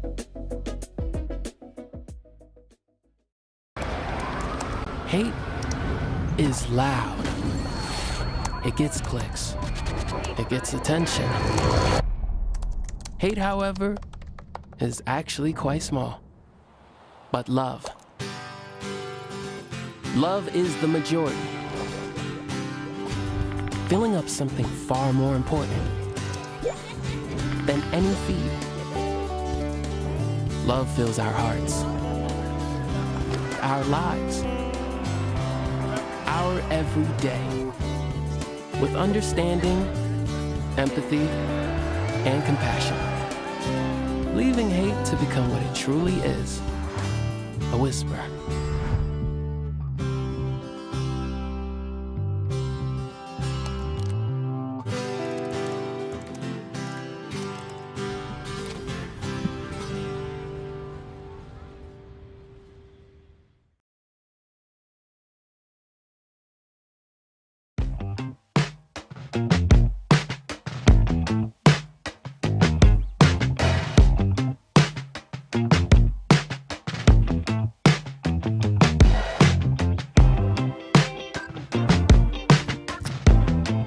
Yeah, we got a lot more stories to get to on this finally Friday.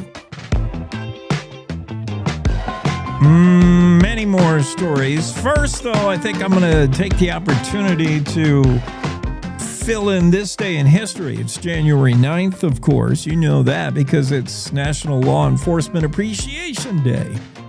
Good idea to wear blue. I missed the memo this morning. I'm rocking a lot of red.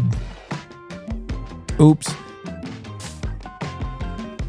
But a nice idea for you parents out there, for your teachers out there, to have the little ones, the kiddos, maybe write a letter to your local cop. Write a letter to a cop today and let them know you appreciate what they do, or let them know what you're thinking. Like, What are your fears? What are your thoughts about police? Maybe you'll learn something. Maybe the important thing is maybe the kids will learn something. And we don't start off the next generation fearing the badge, fearing cops, fearing that you could be tased, shot, handcuffed for no reason. And just remembering that law enforcement, they're people too. They're brothers, sisters, fathers, mothers. They're just people doing a tough job. This day in history, January 9th, not a lot of things happened of terrible importance this day, I don't think. Seemed to be kind of a light agenda, a light day. Here's what happened on this day in history, January 9th. Laramie County was created by Dakota Territorial Legislature. This is well before we were a state.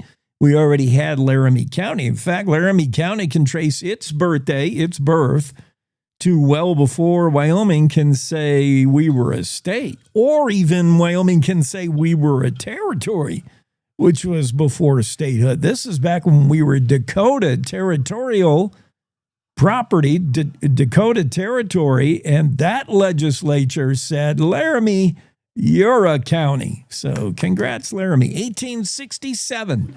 On this day, 1875, the officers' quarters at Fort D.A. Russell destroyed by fire. 1879, Cheyenne prisoners revolt at Fort Robinson, Nebraska. 1887, if you know that year, 1887, you'll recognize it in Wyoming anyway as being the year of maybe the worst blizzard ever. One of the worst winters on record. This began, or this was the peak of blizzard activity in Wyoming and a lot of Montana as well. Record snowfall, record cold, cattle wiped out. I mean, this was a winter, the winter of 1887. The blizzard hit on this day particularly hard in Wyoming and Montana. And then finally, on this day, 1918, the Battle of Bear Valley, the Revolutionary Natives and United States Army. This took place in southern Arizona. It was, it's considered the last U.S. Versus Indian conflict or battle or war or skirmish, whatever you want to call it. The final one, the Battle of Bear Valley, took place in Arizona on this day in 1918. All these things happen on this day, January 9th. Time to find out what's going on in the world of rodeo. Will Rasmussen has the Rodeo Roadshow for you, courtesy of the Western Ag Network. It's the Rodeo Roadshow on the Western Ag Network. Hi, everybody. I'm Will Rasmussen. Today, another chat with Shane Hadji. One of my favorite interviews, I got to tell you. He is a great analyst of not only rodeo, but other sports. Today, we talk about him being on the bubble and what his plans are for the coming years. World champion tie-down roper, and 16 times he's consecutively qualified for the NFR. It's coming up next. Ranchers, it's bull buying time, and Redland Black Angus is your headquarters for range cow genetics. 1 o'clock on Saturday, January 17th. 85 aged advantage Cabinese bulls sell at Buffalo Livestock Auction, Buffalo, Wyoming. Redland Black Angus are range calved and range raised. Their aged advantage bulls will get more cows and heifers bred with the confidence a 2-year-old brings, because a ranch's profit starts with more live calves. Free wintering till April 1st. Broadcast live on Northern Livestock Video. For all the details, visit redlandangus.com. Feeding through winter shouldn't feel like guesswork. Smart Lick tubs make sure your herd gets the protein they need every day, no matter the weather. Reliable intake, proven performance, peace of mind for you. It's not about working harder, it's about feeding smarter. Feed Smart Lick protein tubs for consistent nutrition and confident performance. Go to smartlick.com. That's smartlic.com to find your dealer. It sure is funner watching being inside about that top 5. But we've talked a couple times, and you said that one of the things, or maybe the thing you're most proud of, is 16 National Finals Rodeo qualifications? Yeah, that just kind of screams perseverance, and obviously it screams health to an extent. I've been really fortunate. My body has stayed together, and you don't really think about health or body when you think about calf ropers much, but longevity wise, I've been real fortunate. I've got a great guy here in Brenham, Texas that takes care of my body, and it's been a fun ride, and heck, I don't plan on slowing down, buddy. I got a tassel of good horses, and there's a lot of money to be won, so I don't plan on not being there in December, that's for sure. Nobody has ever qualified for 16 consecutive National Finals rodeos, but the 36-year-old Shane Hanchey has won a world title and has done exactly that. Shane Hanchey on the Rodeo Roadshow. We'll chat with him more in coming episodes. On the Rodeo Roadshow, I'm Will Rasmussen. Thanks for joining us today on the Western Ag Network. Back to the studio. Cowboy State Daily Morning Show with Jake continues. So you might have heard Sheriff Kozak was on just a few moments ago. He said he's never written a citation or pulled anybody over for riding under the influence, riding your horse if you've had a few. In fact, Sheriff Kozak said he'd rather you ride Old Yeller. Wait, that's not the name of a horse. What's your horse's name going to be? Big Red? He'd rather you ride the horse home from the bar than drive your car. One lawmaker unveils a bill to prevent DUI charges for drunk horseback riding. To prevent, notice, I say, a state representative from Casper.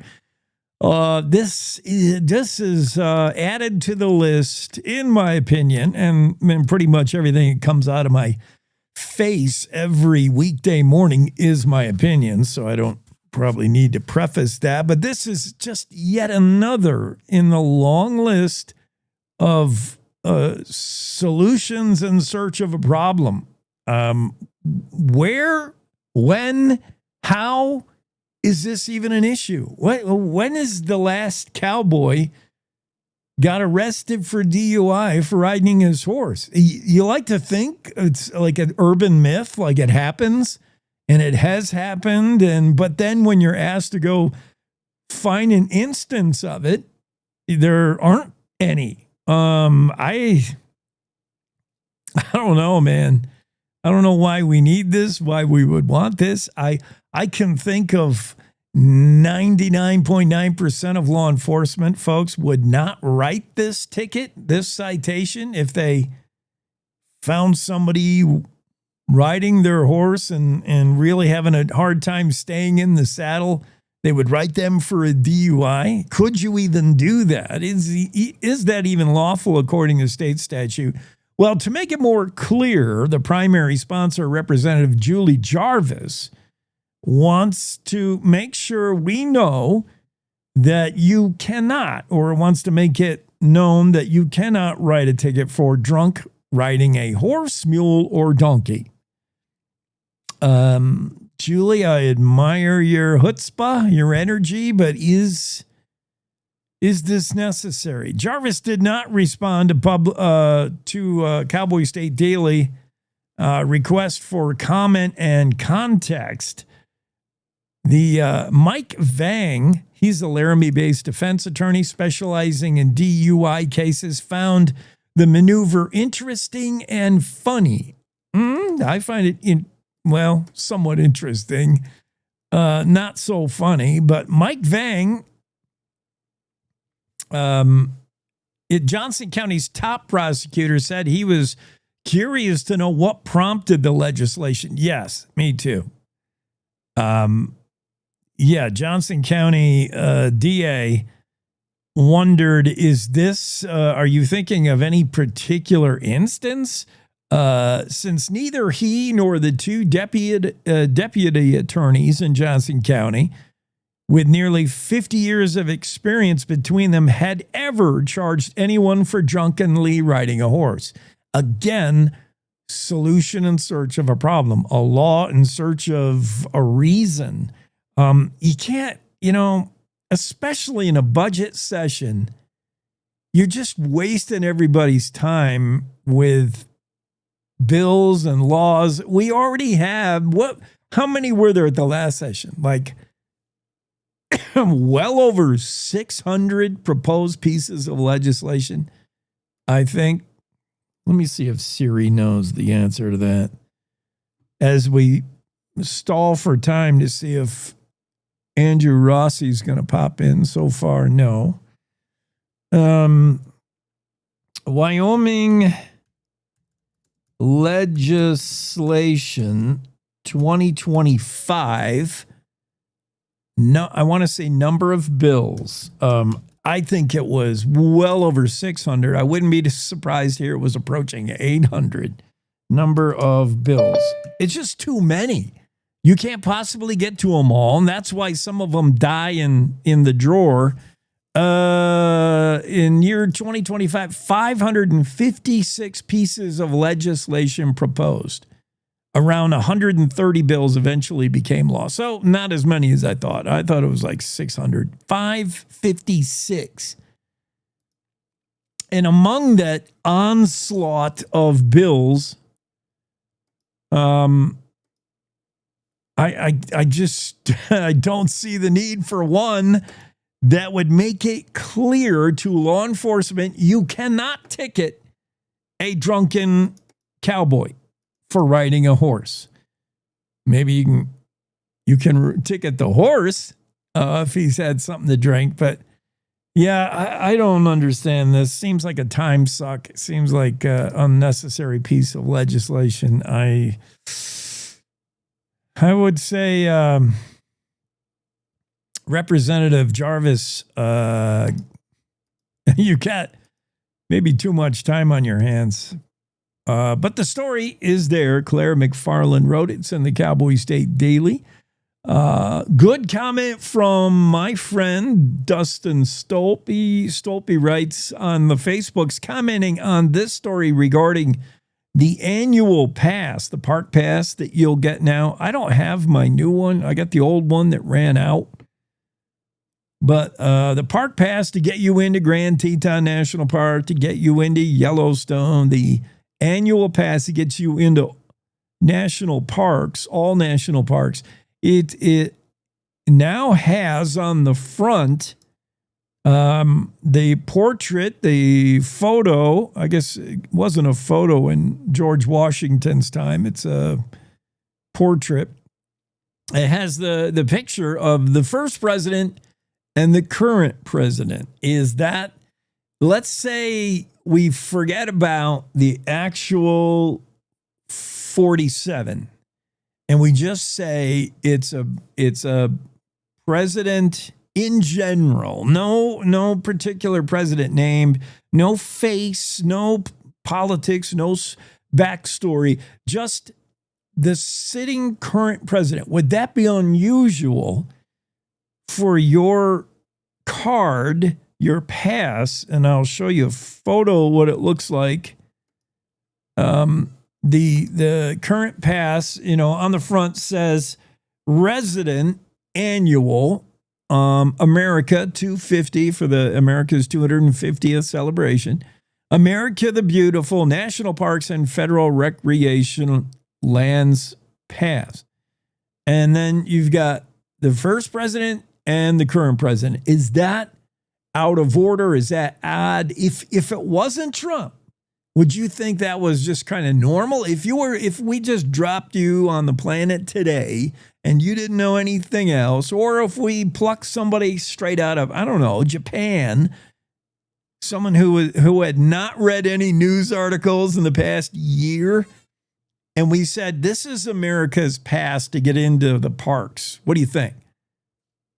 Would they say, well, that's weird that you have the president of the United States photo on the front next to the first president? I find that weird. No, I mean, we find it weird and objectionable because it's 47. It is Trump. And we know Trump wants to rename it everything in his name, and he also wants his face on this card.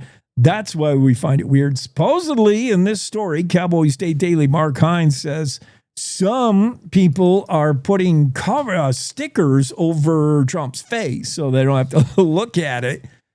And park employees who are working the gates say, hey, don't do that. That makes the pass invalid. You have altered it in some way. Dustin Stolp, my buddy Stolp, said, I've never had one, meaning I've never had anyone, any gatekeeper, anybody at the entry to a park, look at the front. True. I mean, the first thing they do is look at the back. They make sure it's signed. They make sure it's stamped, that you're current and valid. Yeah, nobody looks at the front of your pass. The front is presumably the same. It's a photograph of the Tetons, or it's the two presidents like it is now. Nobody really looks at the front. But I bet if you handed this card to a federal employee and Trump's face was covered by a sticker, they may hand it back to you and laugh and say, I'm with you, thumbs up. Or they may say, guess what? You're not getting in the park today. You have altered your pass. Very interesting. That story in Mark Hines in the Cowboy State Daily, stickering President Trump's face on your park pass is maybe the way you want to go, but it could ruin your chances of getting in the park. We're going to see what Game and Fish is up to. And then next hour, that'll take us up to the top of the hour. Next hour, jam-packed. We got Bill Sniffin on. We had to move him from his usual spot. We have the governor of the great state of Wyoming, Governor Mark Gordon, will be on the show. And we have Sean Parker. Sean Parker is the travel and tourism guy up there in Sheridan County. So you don't want to miss any of that. That's coming up next hour. First, let's check in with Wyoming Game and Fish. Ever see a swift fox? Not many have, but we'll talk about them coming up next on the Wyoming Outdoorsman. I'm Ray Hageman. Driving along Wyoming's eastern plains in the evening or early morning hours, a sharp eye sometimes can detect North America's smallest canine moving about. The swift fox. Normally about the size of a large house cat, this species is remarkably quick. Swift fox can run as fast as 40 miles an hour. In recent years, there have been indications the species is expanding westward, indicating range expansion. But the nocturnal and seclusive nature of this animal often means that few have seen one. And with its listing in Wyoming as a species of greatest conservation need, it faces threats such as habitat loss and vehicle collisions. As mentioned, swift fox are about the size of a large house cat with dark patches by its muzzle, a pale belly, and a buffy gray coat. They find prairie dogs pretty tasty, and you'll often find them digging about prairie dog dens to get at them. They live in the midst of short grass prairies and sagebrush steppe using burrows dug by prairie dogs or badgers. They'll also enjoy a snack of rabbit, other small mammals, insects, birds, and even grass, and they won't turn away a meal of roadkill, which is where they're vulnerable to vehicle collisions. Swift fox seem to spend a good deal of time underground, digging or modifying their own den. Where to find them in Wyoming? Well, historically, they're more common on the eastern side of the state, but now there's reports of them being found further west as far as the Wind River Reservation. Swift fox are around 12 inches in height with a length between 25 and 32 inches, and they weigh about 5 or 6 pounds. Their lifespan, relatively short, around 3 to 6 years. Swift foxes are a vital part of Wyoming's ecosystem, and their growing presence in new areas is a welcome sign for wildlife enthusiasts and conservationists. That might lead some to consider making one as a pet. But that's not a good idea. In Wyoming, possessing a swift fox as a pet is illegal. Swift fox are a native species classified as wildlife, and the state prohibits the private ownership of native wildlife without a specific permit. Even if they were legal to possess, it's important to know that these are wild animals needing a special form of care, like large, secure enclosures, and they need a varied diet. They just don't behave like domestic pets. Plus their strong odor, their need to dig and just be outside is an extensive commitment for most people. Best to enjoy them at a distance and appreciate the opportunity to see one of these elusive creatures. This has been the Wyoming Outdoorsman. Thanks for listening. I'm Ray Hageman.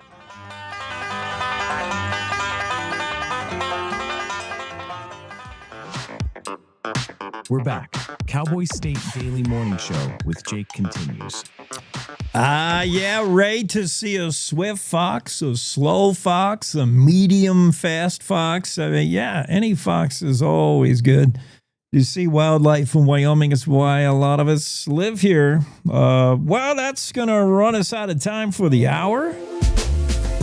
Cowboy State Daily Show will continue next hour. We're only halfway through on a finally Friday. We got to take a top of the hour news break for our radio affiliates. We'll see you 6 minutes from now. We'll regroup and I'll get the governor in here. Governor Mark Gordon up next on the show. Thanks for spending your Friday with us.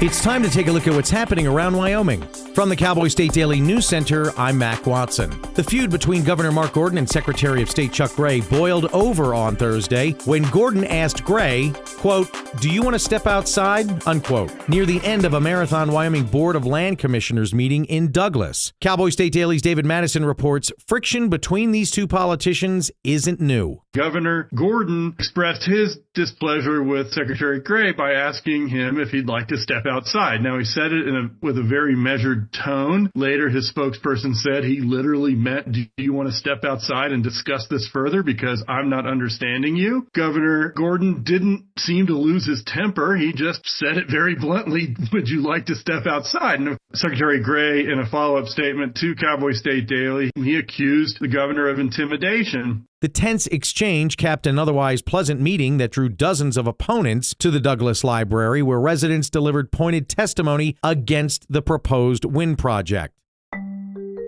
Cheyenne has approved Project Jade, a Tallgrass Crusoe AI data center using up to 2.7 gigawatts of mostly self-generated power, nearly triple the entire state's power demand. Cowboy State Daily's Renee Jean reports that's a lot more than the 1.8 gigawatts the company announced back in August. So the cap was always 10 gigawatts, but the initial announcement was 1.8 gigawatts. At the Laramie County Commission meeting, they were talking about a 2.7 gigawatt facility. This is like roughly 3 times what the state itself uses as a whole for. Now, at the time, that was the largest data center yet to announce plans for Wyoming. It received a lot of attention statewide because the facility would use almost twice as much power as the entire state. I'll be back with more news from the Cowboy State Daily News Center right after this.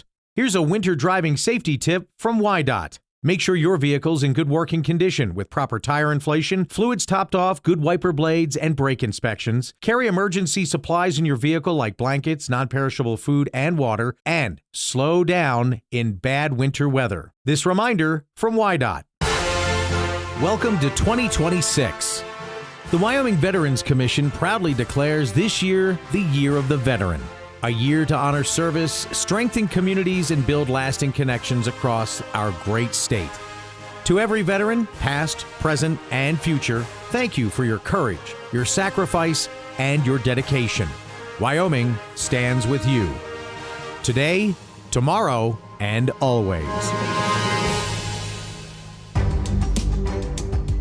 Cowboy State Daily News continues now. A state representative from Casper wants to keep people from being charged with drunk driving if they're drunk while riding a horse, mule, or donkey. Cowboy State Daily's Claire McFarland reports the bill made one defense attorney laugh and left prosecutors wondering if a specific case inspired it. It's a very Wyoming bill. It would specify that you can't be charged with DUI for drunkenly riding your horse. Now, I talked with Mike Vang of Laramie. He's a defense attorney who specializes in DUIs. He said, yeah, this is really interesting, and it may skirt some portions of like DUI implied consent for testing, but don't ride your horse to and from the bar because you still may face other charges, like if there's a public intoxication ordinance in place, or you may face the state charge of reckless endangering. Johnson County's top prosecutor said he was curious to know what prompted the legislation, since neither he nor the two deputy attorneys then standing in his office, with nearly 50 years' experience between them, had never charged anyone for drunkenly riding a horse. A proposed ordinance expanding administrative warrants to access people's property has upset some Cheyenne residents who say it crosses the line into government overreach. Cowboy State Daily's Scott Schwebke reports that fire and building officials say they need them to do post-fire safety inspections. Firefighters, when they go onto a property, they fight a fire and they extinguish it and they leave. Sometimes they have to come back. And according to fire officials, they're required by Constitution to get some kind of a warrant or get permission to come back on. And sometimes buildings are abandoned and they don't know who the property owners belong to. They say they're trying to just do everything by the law. Some residents consider it overreach because, for one thing, they don't want people forcing them to give permission to come on their property. On Monday, there will be a final reading of the bill during the city council meeting, but there is a large contingent of people on social media who say the bill is overreaching and they will show up and protest. And that's a look at today's news. Get your free digital subscription to Wyoming's only statewide newspaper by hitting that daily newsletter button at cowboystatedaily.com. I'm Mac Watson for Cowboy State Daily.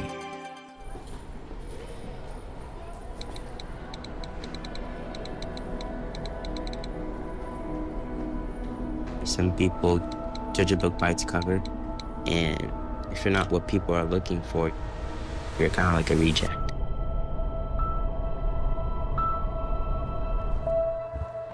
At school, it feels like everyone's staring at me, and I'm just kind of not really a person.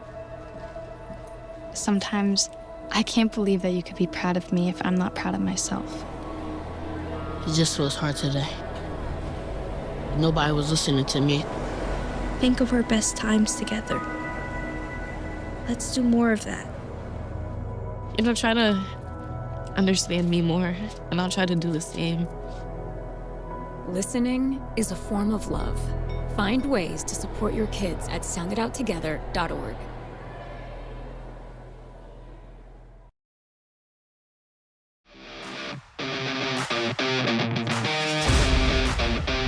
It's the Cowboy State Daily Show with Jake on a finally Friday. Governor Mark Gordon is with us. And yeah, we're going to take a look at things going on in the state of Wyoming, including from coal to crypto. Wyoming's got a bright future. I want to talk about the stable coin just launched. But first, man, we got to go back to the 5.5-hour marathon meeting, Pronghorn H2 Wind Project meeting. I got to say, on behalf of journalists everywhere, Governor, I'm glad there was some kind of excitement. If I was assigned to cover this meeting, I'd be like, oh my goodness, 5.5 hours of the Land Board Investments meeting. Anytime you and the Secretary of State are in the same room, we know there's probably going to be fireworks. There were. I know WWE for Secretary Gray stands for Woke Wind Energy, but last night it stood for like pay-per-view cage match. What happened? I get it, man. Sometimes you just had enough and you got to take a discussion somewhere else, change of venue. What went on, Governor Gordon?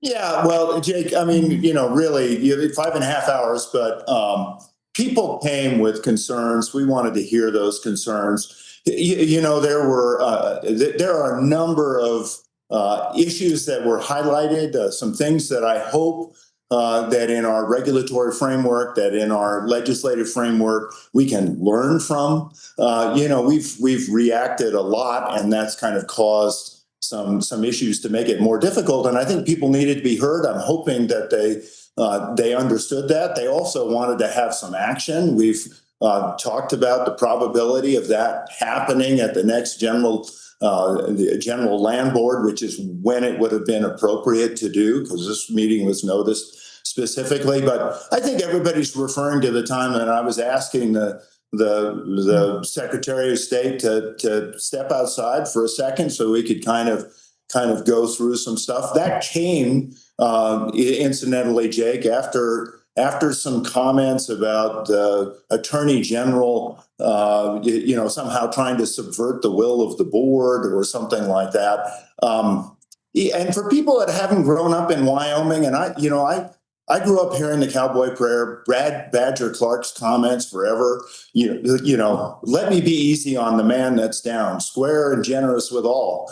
I'm careless, Lord, sometimes when I'm in town, but never let him say that I'm mean or small. And for me, it's important that you speak to somebody when they're there.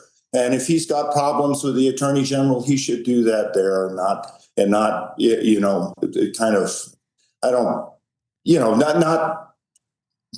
not make comments that the attorney general can't defend. And I think the issue here, quite frankly, it was all about Judge Peasley's decision, which is unique in that it all hinges on this term including. And sometimes including means including but not limited to. Sometimes that's specified in law.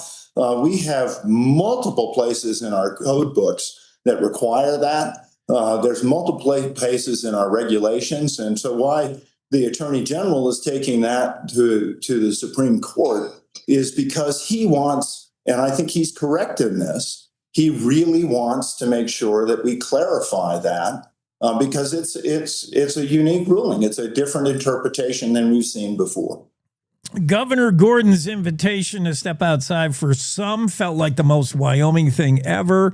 Not necessarily pistols at dawn to settle this feud, but more of, I saw you coming to the defense of AG Keith Couts. I think Secretary Gray wanted some action in this meeting, but that's not what the meeting was for. So Secretary Gray said, well, then don't send AG Couts to do any work, that wasn't instructed by the board. Don't have him appeal Judge Peasley's thing. And yeah, I saw that's when you had finally had enough at that point. Yeah. Well, I think it's really important to remember Wyoming's got we are in a kind of a catbird seat in a way. There's a lot of places that feel that an elected attorney general is great because then that's more the will of the people and all that sort of stuff. Having seen that in Nebraska, Harriet Hageman at one point asked when Foster Friess was making that comment, she said, well, I don't think that's a good idea. I can't remember. That was back when we were running 8 years ago. I've seen the same issue in New Mexico where the attorney general that's elected is trying to run for other office. And in the case of Wyoming, like I said, it's allowed us to be able to prosecute issues on water better. It's enabled us to do things with the wolf. We're still working on the grizzly bear. Being able to have a coherent legal strategy from the state is absolutely critical. Yeah, and I know you tapped Keith Couts, AG, to step in, but for the most part, he's a guy who would probably have no trouble getting elected if we wanted to go that way. A lot of people, big fans of AG Couts. This isn't about him, though. It's about the state land board getting with the fiduciary duty, getting the maximum amount of money out of state lands in the name of education. Is it just money? If you ask Treasurer Kurt Meyer, he's looking at money. He's looking at the bottom line. This wind project could bring this.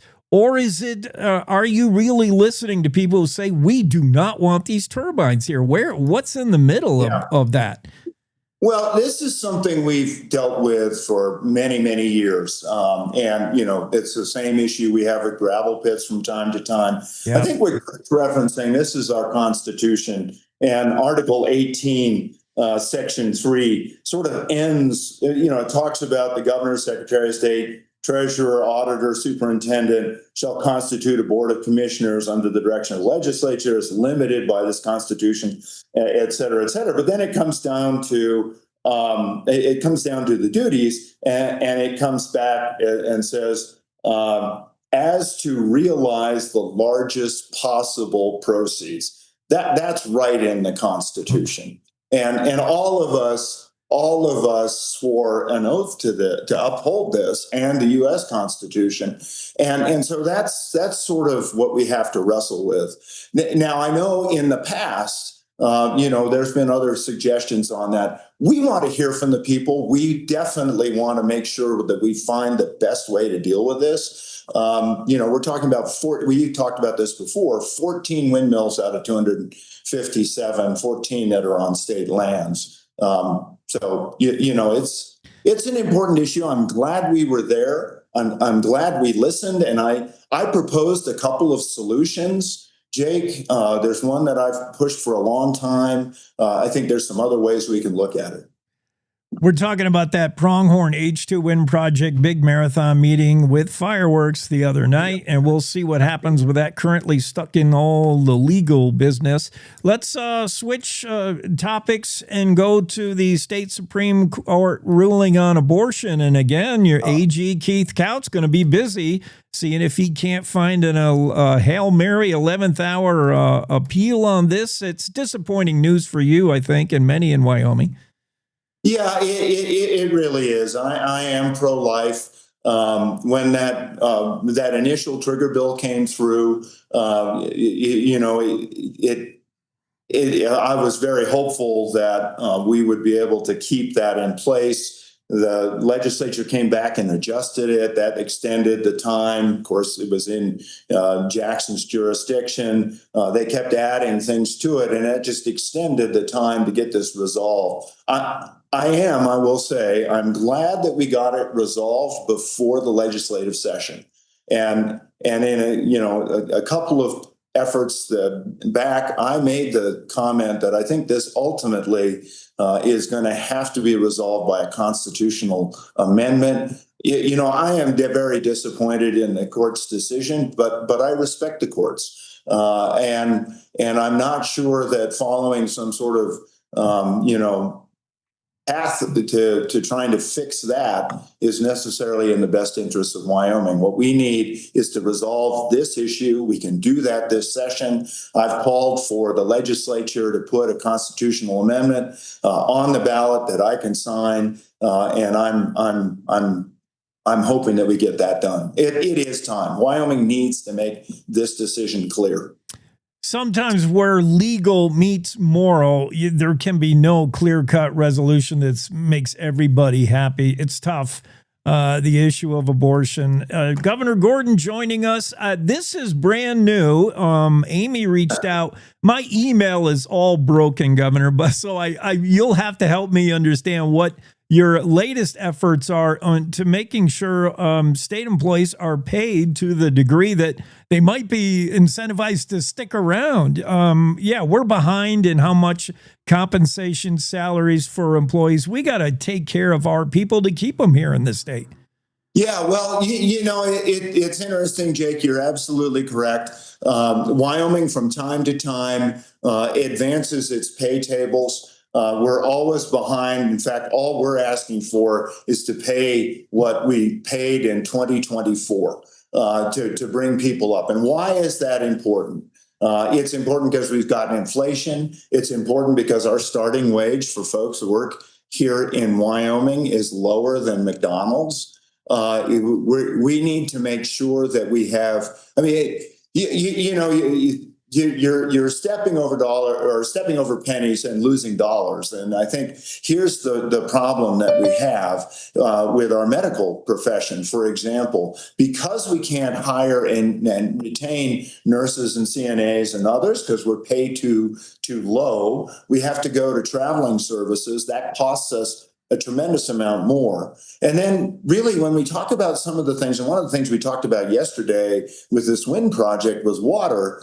We need to have the legal firepower to be able to, go up against some really well-funded efforts out of California, out of Arizona, that are really trying to get to Wyoming's portion of the Colorado River. And that's not far behind on the Snake River. That's not far behind on the North Platte. And so we need to be able to hire competent attorneys that do this on a regular basis.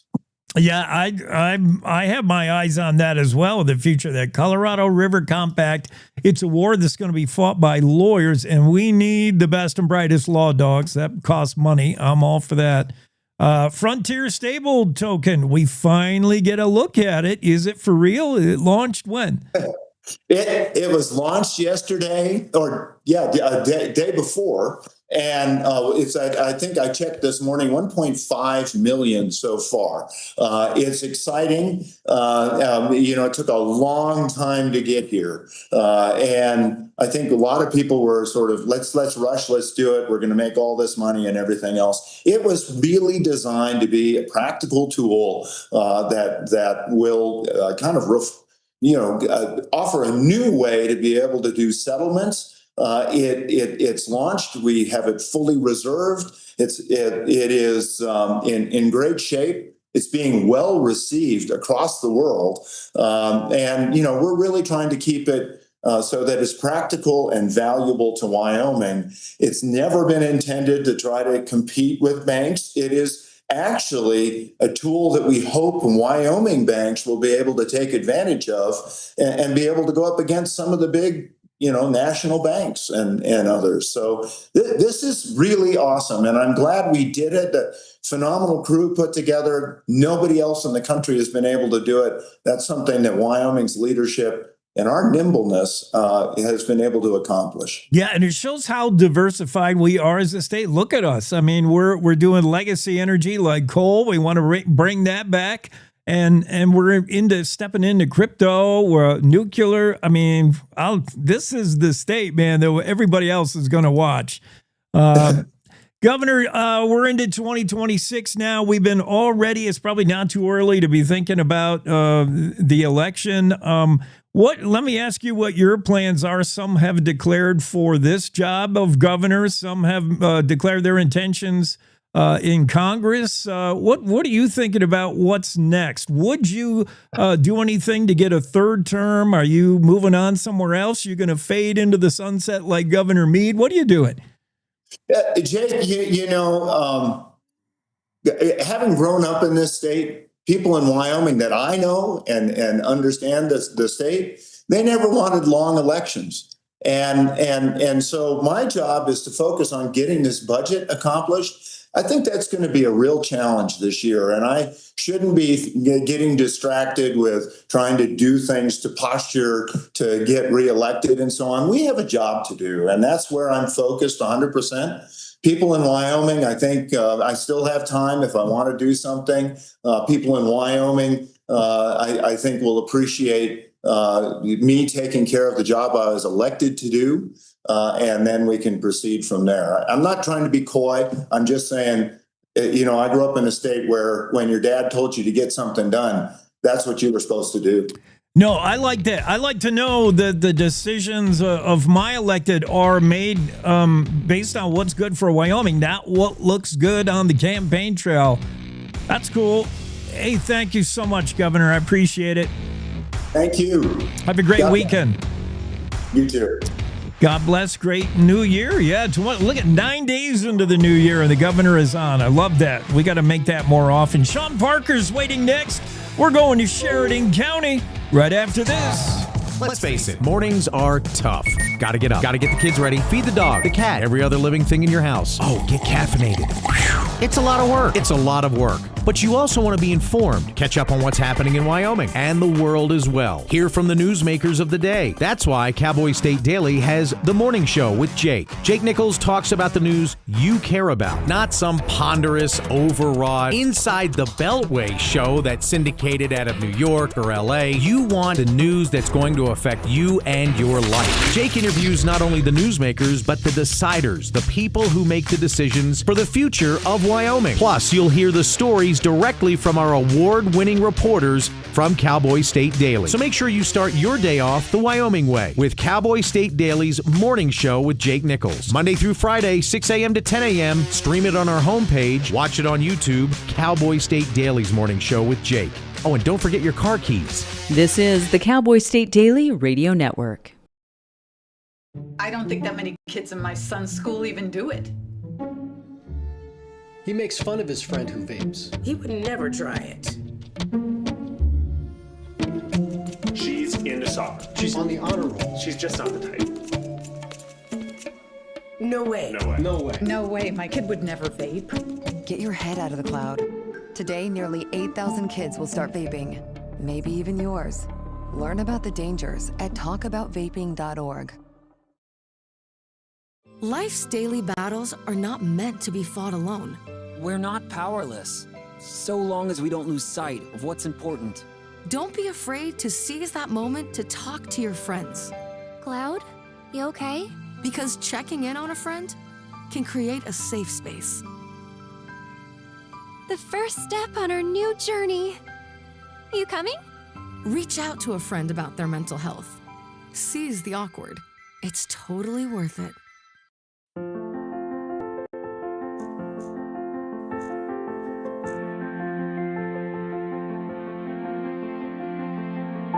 There are a lot of words I would use to describe my daughter. Kind, strong, hilarious. When I think about how much she's experienced in her life, on a journey that we're now on together as a family, I'll make you something to eat, okay? we can't help but be inspired by her every day. Hey, Mom, we're about to start the movie. Oh, yeah, I'll be right there. Okay. So really, we're the lucky ones. Learn about adopting a teen from foster care. You can't imagine the reward. Visit adoptuskids.org.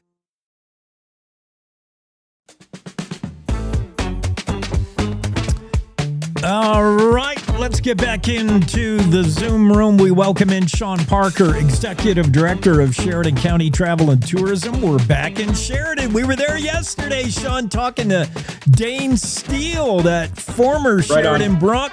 Oh, my, that kid playing for Montana State.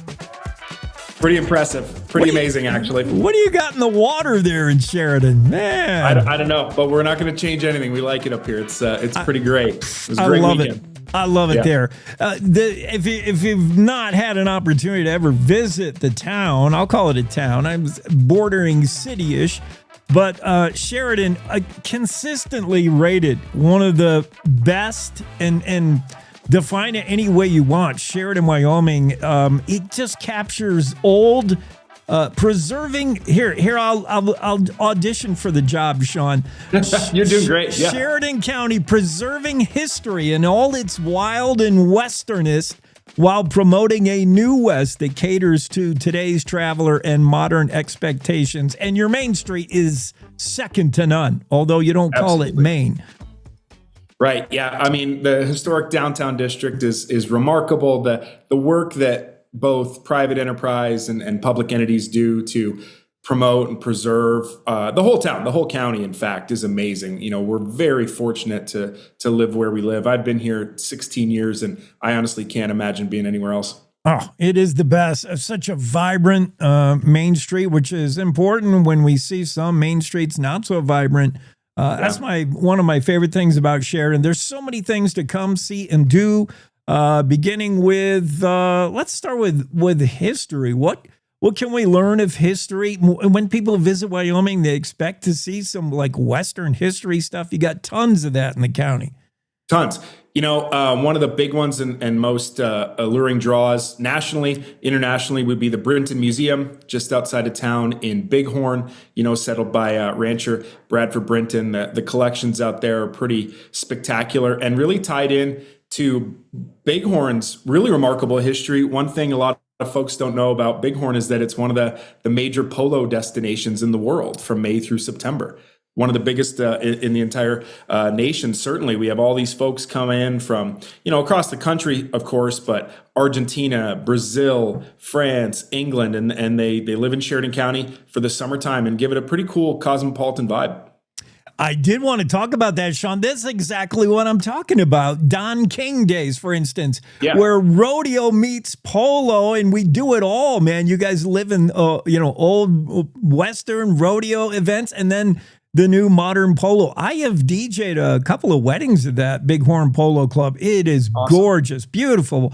That's what I mean. Such a great mix of everything. Sean, Arg, matey, I'm working on my pirate costume. January 17th. What's going on at the Last Chance Bar?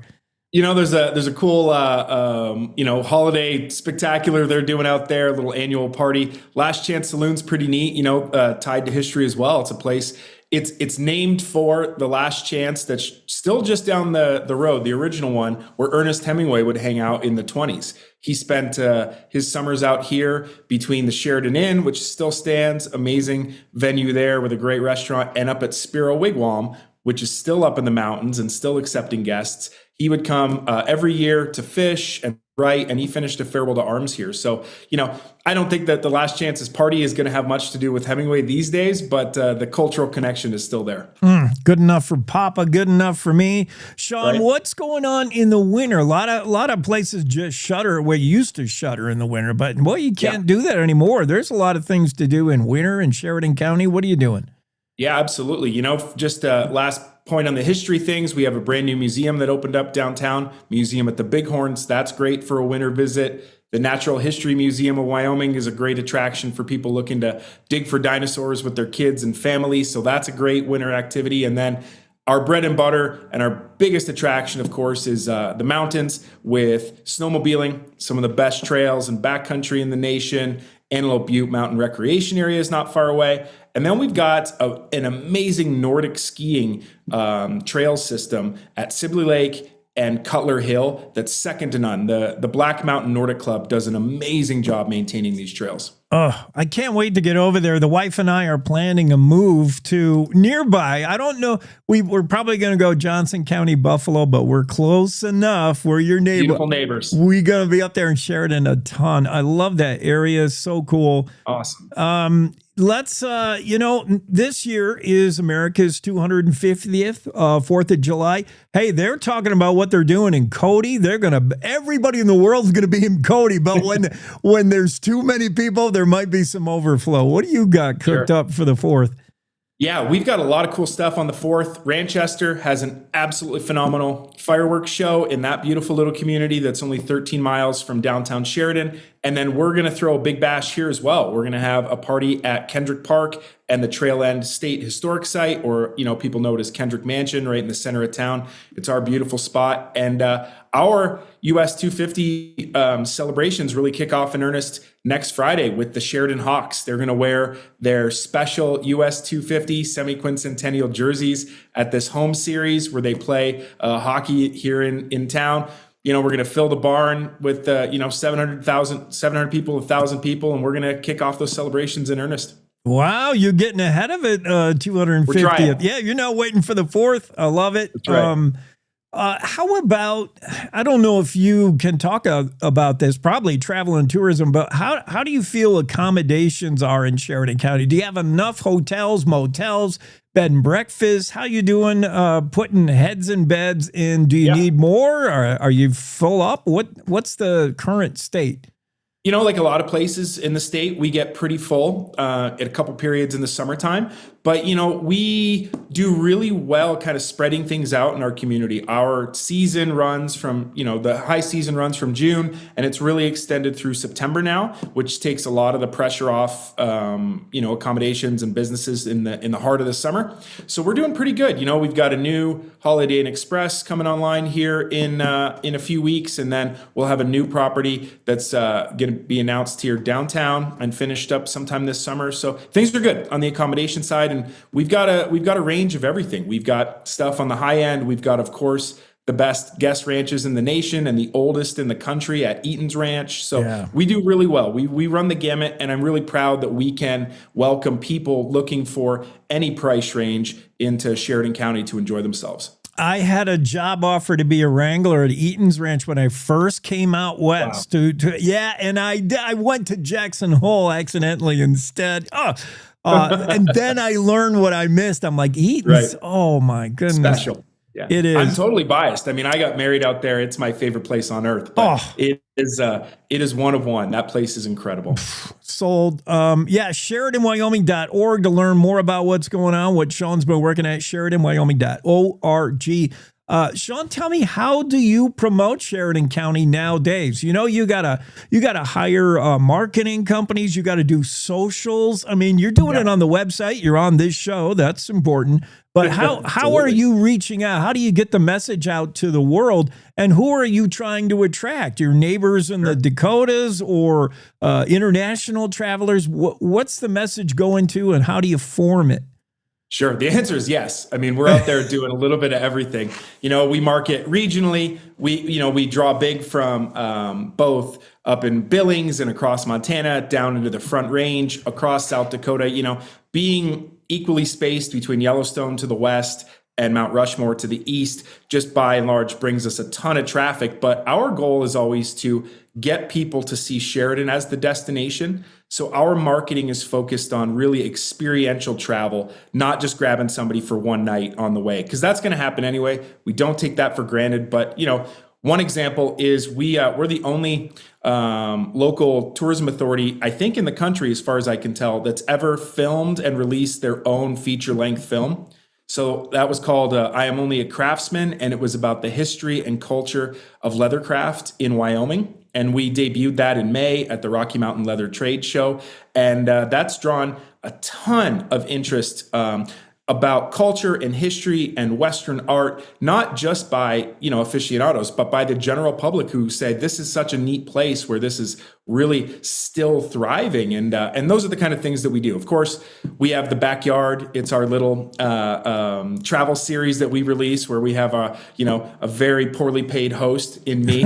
We pay him nothing to host this silly TV show. We go out and we do all these crazy activities that anyone can come and engage in, from rock climbing to fly fishing to hiking to trying to do their leathercraft. So long-winded answer is to say that we do a ton, and we're doing it everywhere. The Director of Efforts at Sheridan County Travel and Tourism, Sean Parker, is with us. Sean, I hear what you're saying, the message, the idea about catering to today's traveler, but trying to convince them that travel in an old school kind of way, not just one and done. We're going to spend one night here, there we're zipping here.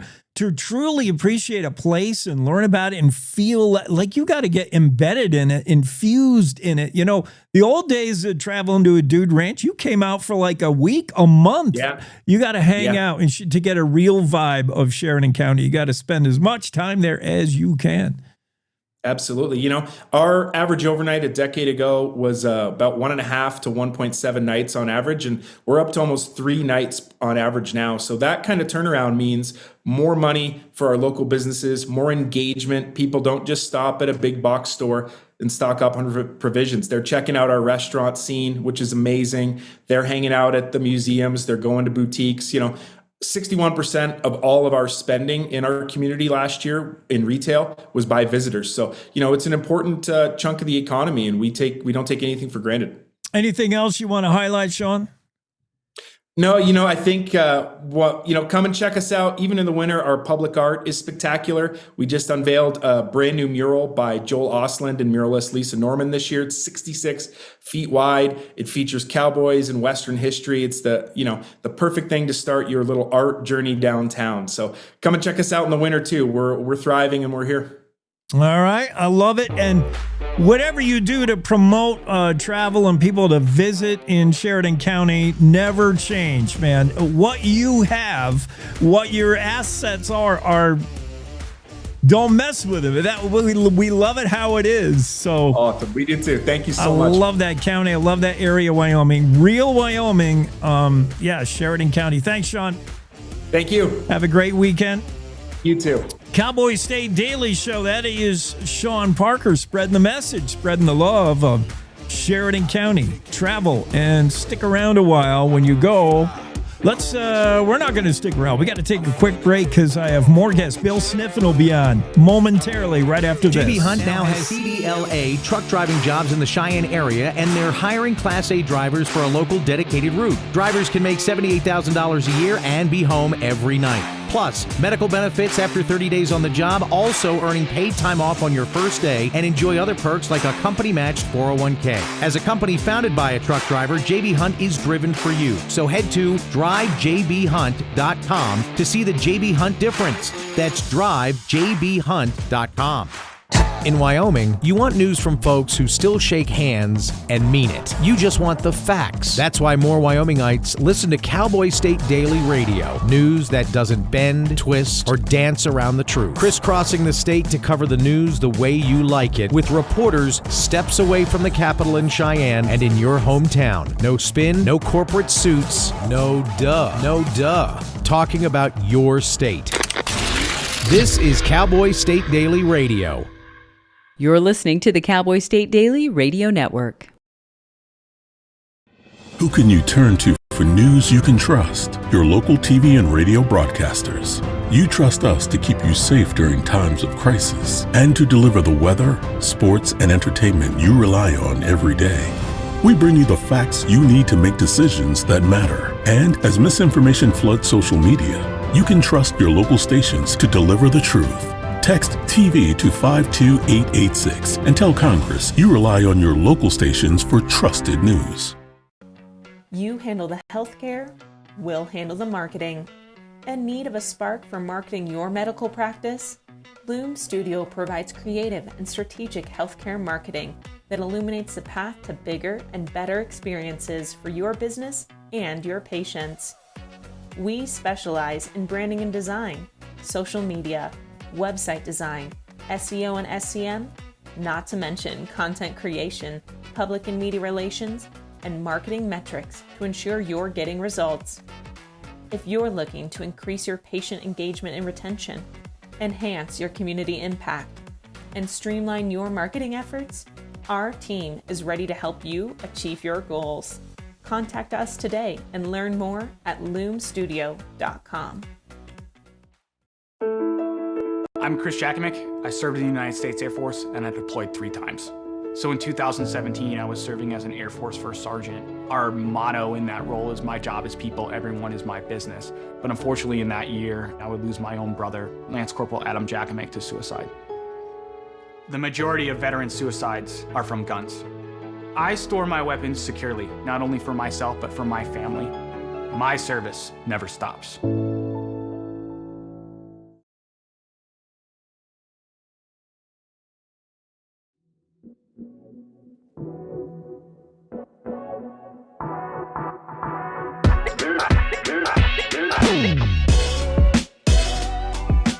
There is Bill Sniffin, a little later than his usual scheduled appearance on a Friday, but we had to shuffle things around for the governor. It was worth it.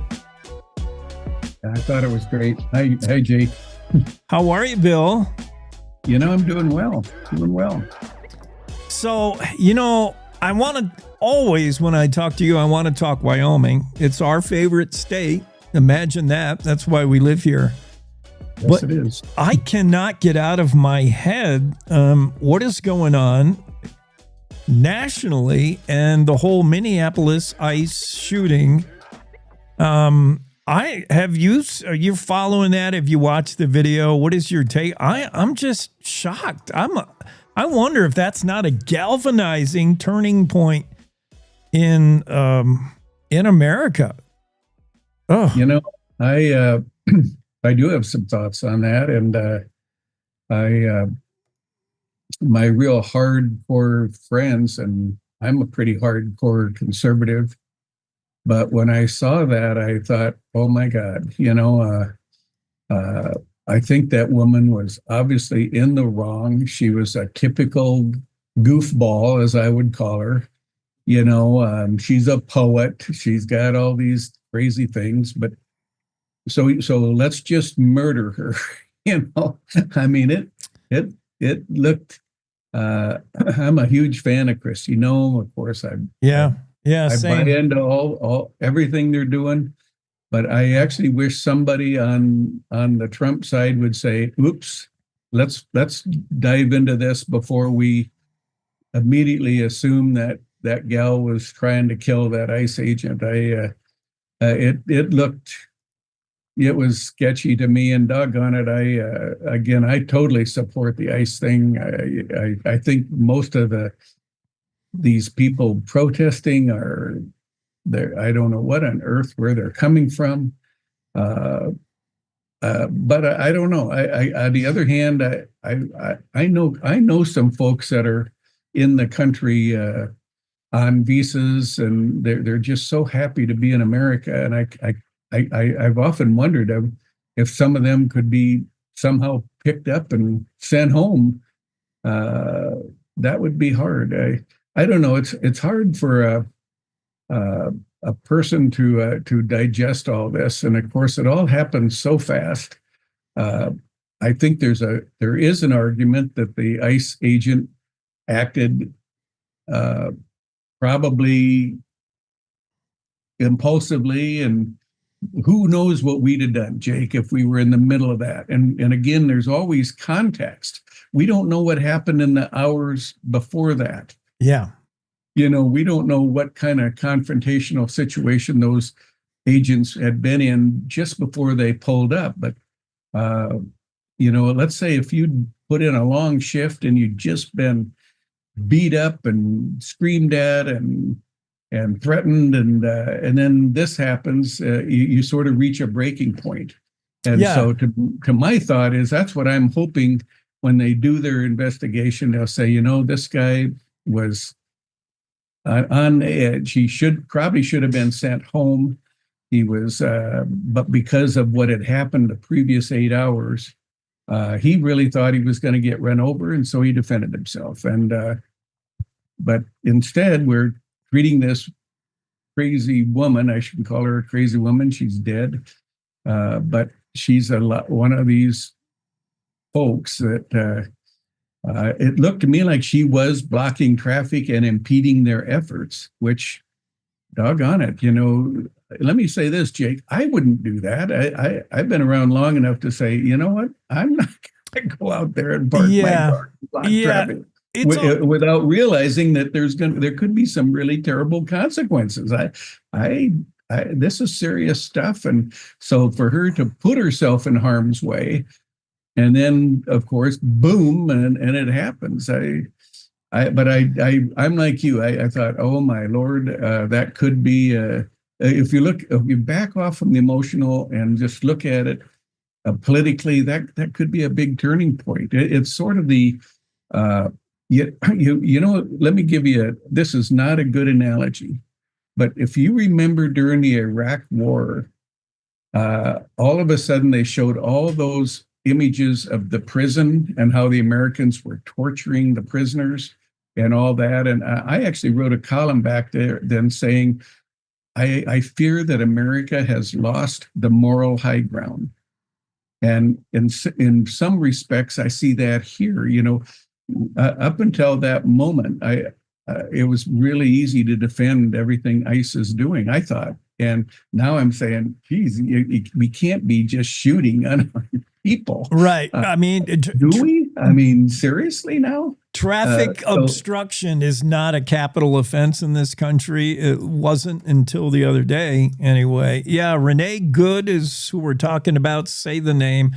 That ICE incident. Yeah, at the very least, you and I, MAGA supporters, Trump supporters, backing ICE, backing Kristi Noem and all these efforts. Yes, but I would like to see someone from our camp, you, me, Bill, and the White House, rather than rush to make your soundbite statement and be way out here, because that narrative did not match the video I saw. And then rather the other side as well, sensationalizing this, showing we've seen different camera angles, tell different stories. What's the context? Was this woman doing something the day before? Was this car known as, oh yeah, the person driving this car, they did that? We need to know a lot more. Let's not rush to make your soundbite statement for the press. Let's wait till we know stuff. Because this all just gives me a bad taste. I'm not proud to be an American when I see stuff like this. Well, like I said, you think of those three words, the moral high ground. And in this country, we've always assumed we have the moral high ground. Well, I'm not so sure that killing a 37-year-old unarmed mother who maybe is armed because she's driving a car, but I don't know. But I cringed when I saw it. Now, again, I still support ICE. I believe in the bigger picture.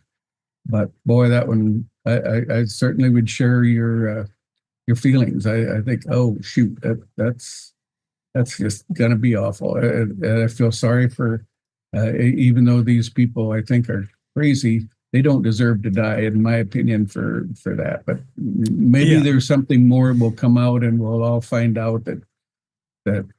But you're right. It's a little bit of knee-jerk reaction probably on both sides. But I don't know.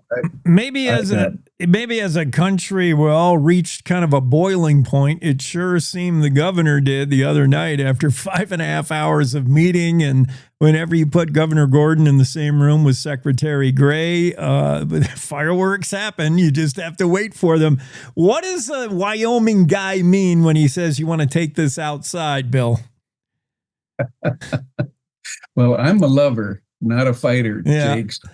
I'm not sure. I think literally once in my life I invited somebody outside, and I was really upset when I did that. And he was actually a pretty good sized guy, but I was with anything to do with my friend Chuck Gray and my friend Mark Gordon. I like them both.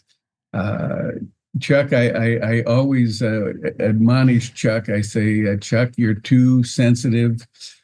He gets mad at everybody at the drop of a hat, and then he. I don't know. I just, if he was going to invite him out for a fight, I think Gordon has a little bit of a size advantage. I was thinking to myself, if he'd have invited Kurt Meyer out, now Kurt's a big old tough rancher. I would not want to invite Kurt Meyer outside. Oh man, Chuck, I don't know, but anyway, but I like Chuck and I like Gordon, and I like everybody. Jake, at my age, I don't get mad at hardly anybody anymore. Yeah, I just thought that whole incident kind of, it displayed a few things for me. One, if there's any knock some people may have on the governor, it's the lack of a fully formed spine, maybe. And I thought the governor got real Western, real Wyoming. And I thought, that is the most Wyoming thing I've seen today. And if Secretary Gray has detractions, it's, he's just a rabble rouser. He's just negative, anti the governor. And where's the positivity? You can't just be against, and you have to respect the office doing it. And then the third thing was, I think, Superintendent of Public Instruction, Megan Degenfelder, who has said she'd be interested in the job of governor, had a chance there and kind of did look like the adult in the room. Like, gentlemen, can we get back to business? That was a big moment in her campaign for governor. Not that she's started it yet. Well, I like Megan, and I have a lot of respect for all these people. I think that one of the things that let's do a little speculation, political speculation. Yeah. There are people out there speculating that Gordon is going to jump for either the U.S. Senate or maybe even the U.S. House. Well, it's interesting as you analyze these races, and as a longtime political observer, the assumption is that for a governor to run for the U.S. Senate is moving up, but a governor running for U.S. representative is kind of considered a step down. And yet Gordon could jump into that U.S. representative race and probably be the instant front runner ahead of Gray and Reed Rasner, in my opinion. But would he do that? I don't know. I have a hunch that if you were the governor, to go be a U.S. representative would be a real boring show. As far as when you think of the staff and your command of things, you'd go in and you'd be number 435 out of right. all these guys. But who knows? There is some speculation that Gordon might do it. I think if Gordon runs for the Senate, which would be more likely, man, that would be a real Donnybrook. But I would say, man, it'd be hard to beat Harriet. I tell you, that's a suicide mission, I would think, politically. It's I don't know. I would So to me, that one of the big questions looking ahead politically is, what is Gordon going to do? And he might pull a Matt Mead and just say, I did my thing and I'm going to go to the ranch, and there's nothing wrong with that. But I don't know. It's yeah. And I'll make a prediction right here. Even though Cynthia Lummis says she's really tired of politics, I could very well see her running for governor, and I think she'd be a very good candidate for governor. So there you go. I think, and that would not be considered a step down again politically, because a lot of senators get tired of Washington. They want to go back to their home states and make one last, what politicians do, and that is they sincerely, most of the politicians I've known sincerely want to make a difference, and Cynthia has always been that way in her heart of heart. Yeah, but my advice is, my God, this girl was the youngest legislator, I think, in the history of the Wyoming legislature. She has literally done a full lifetime of service to Wyoming. She could go to her place in Star Valley and just relax and entertain the grandkids. Good for you, Cynthia. Thanks for your service. Yeah. But I'm suspicious that we're going to see her run for governor. So you can take, you heard it here first, maybe, or maybe you've heard it before. But anyway, that's my theory. I hadn't thought about that, but you're right. Often a lawmaker from Wyoming goes to D.C. with the idea that I'm representing my state. I'm going to put Wyoming first. Their love is for Wyoming, and they do 6 years over there or more, and they're like, oh, this sucks. Like, if this is, I hate politics, and they come, a homecoming is in order. We can truly get back to Wyoming first. I might see that coming. Governor Gordon has few options. He's gone as far as you can go in the state, unless he jimmies state statute for a third term. Yeah, would he parlay to D.C. to a national career? It's a different skill set, and you're right. The House feels like a little bit of a lateral step down, kind of diagonal, but you can't run against Hageman. That's a buzzsaw.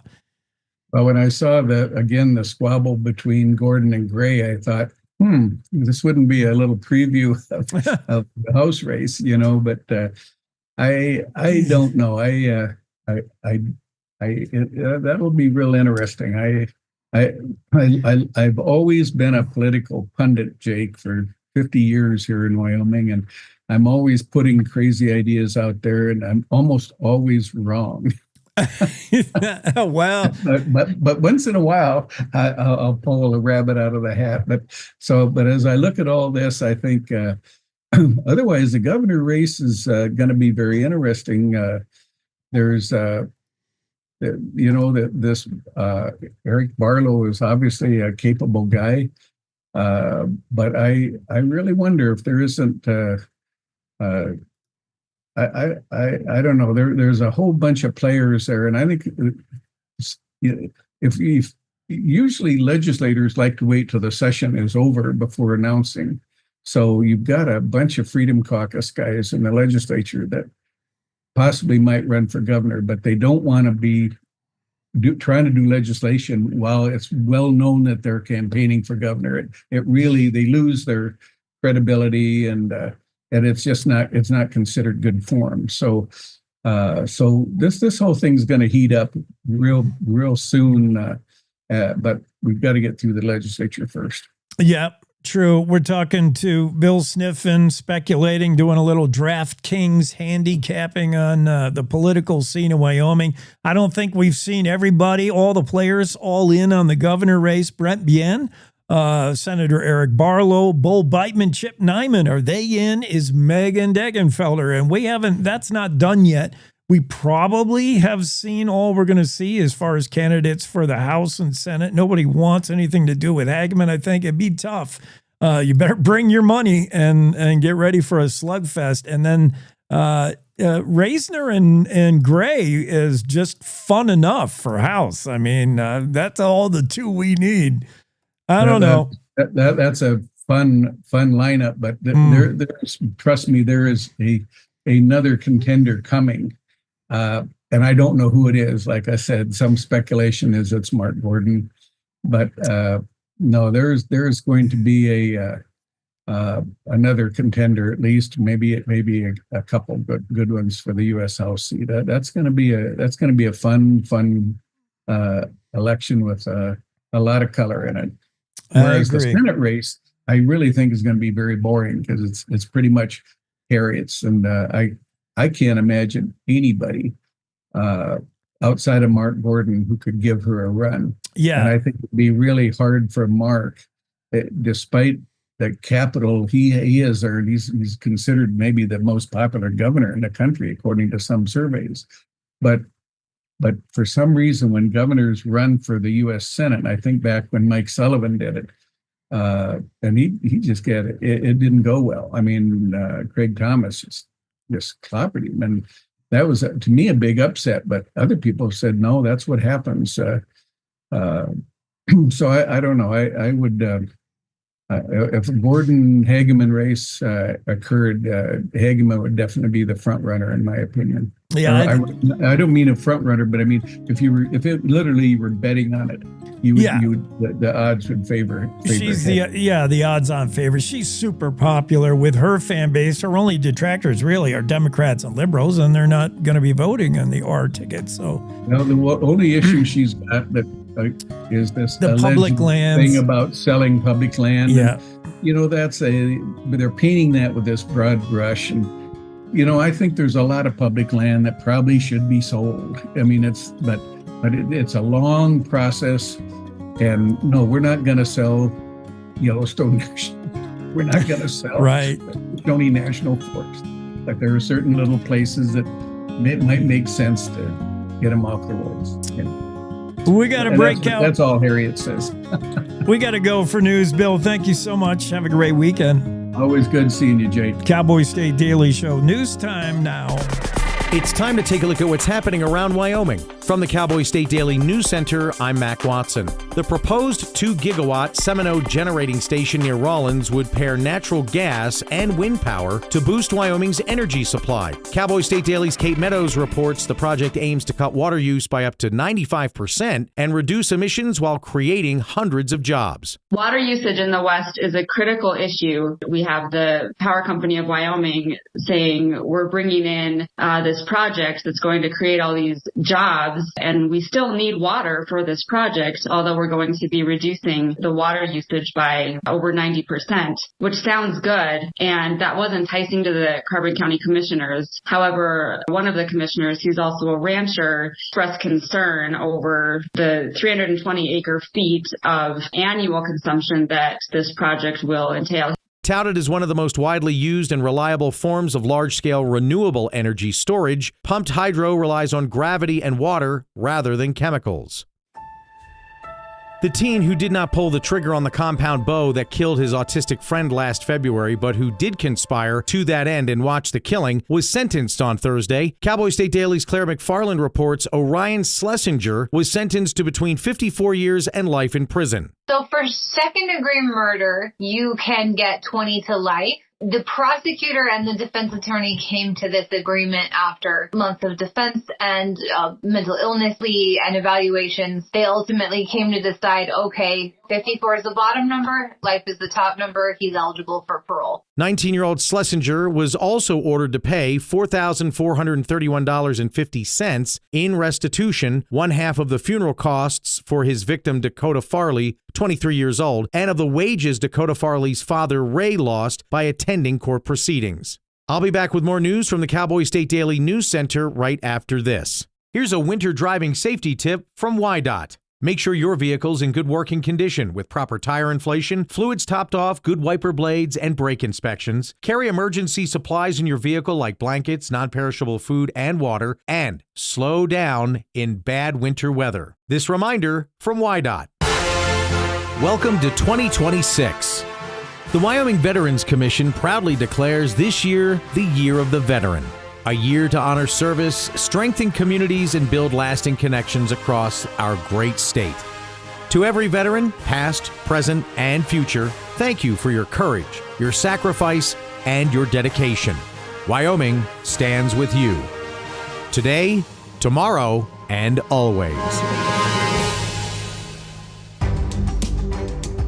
Cowboy State Daily News continues now. Wyoming cattle ranchers are applauding the new federal dietary guidelines that prioritize protein like red meat and real foods over processed options. Cowboy State Daily's Kate Meadows reports that ranchers are applauding the newly released guidelines. Wyoming ranchers are excited about the new dietary guidelines that were announced this week. The Department of Agriculture and the Health and Human Services aim to bring back to the American diet protein, fruits, and vegetables, and also deter Americans from highly processed foods. One rancher I talked to said, "We already raise a wholesome, non-processed product." On Wednesday, the federal government released new national dietary guidelines that tilted more heavily toward eating more protein, marking the most significant reset of federal nutrition policy in decades, so federal officials said in a statement.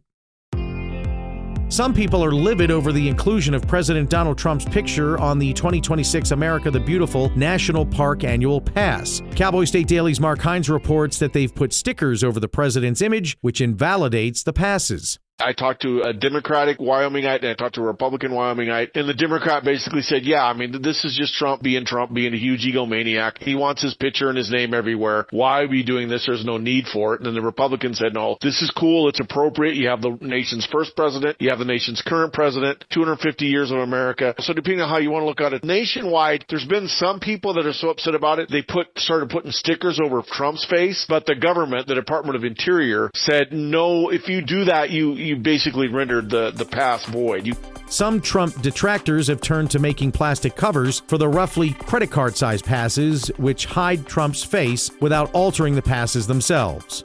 And that's today's news. Get your free digital subscription to Wyoming's only statewide newspaper by hitting that daily newsletter button at cowboystatedaily.com. I'm Mac Watson for Cowboy State Daily.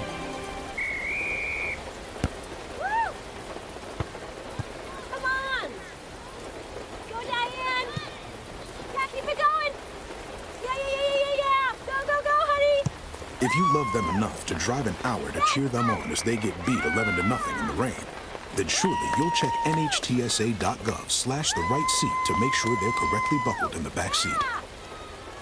Throw that ball, Diane. Woo! You got this.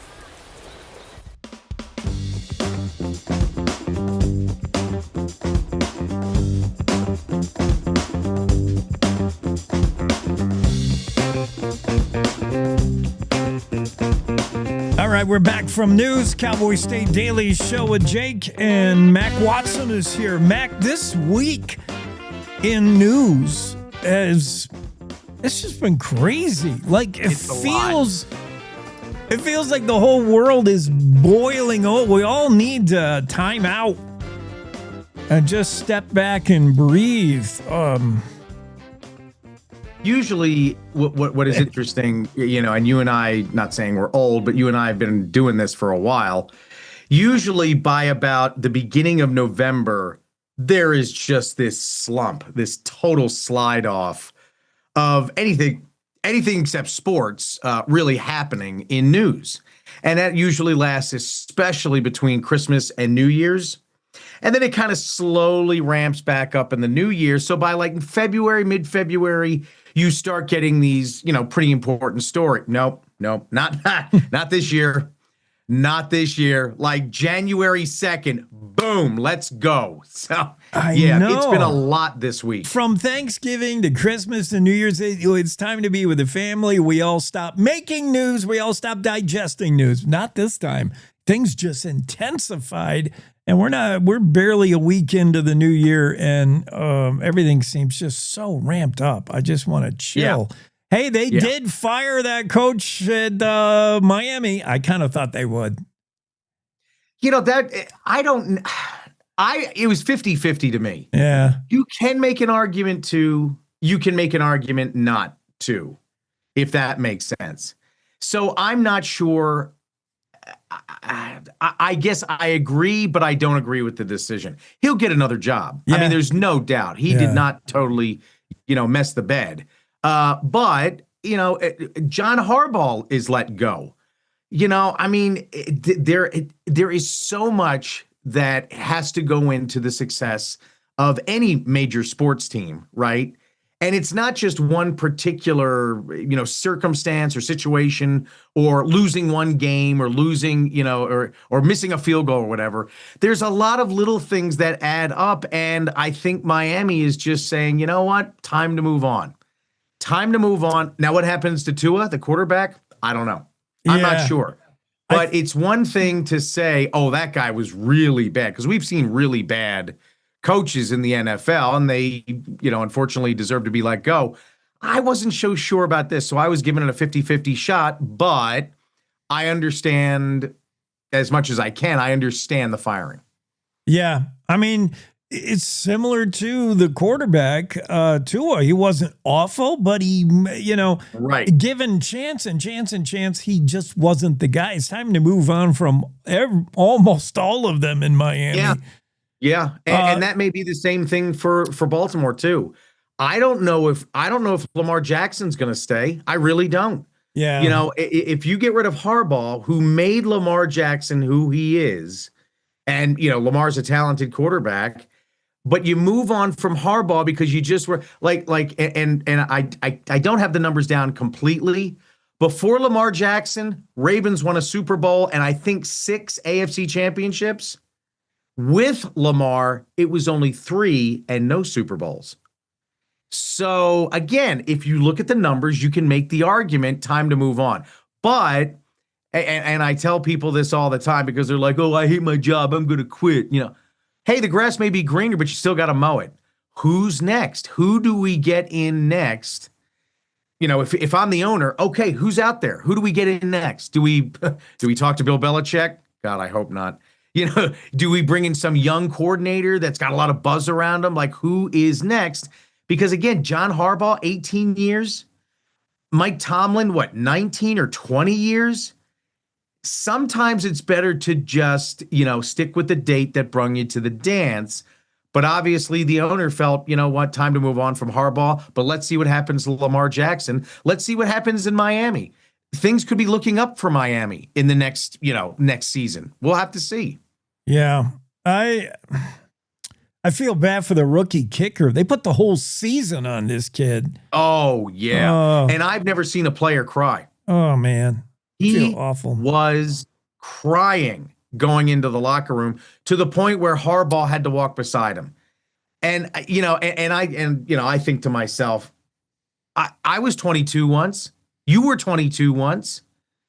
You're on that kind of stage in that kind of scenario. I mean, don't get me wrong. He was very successful at Arizona. He was a great kid. They drafted him. It's not like he was, oh yeah, sure, just come on the team. We'll see if it works out. They drafted this guy.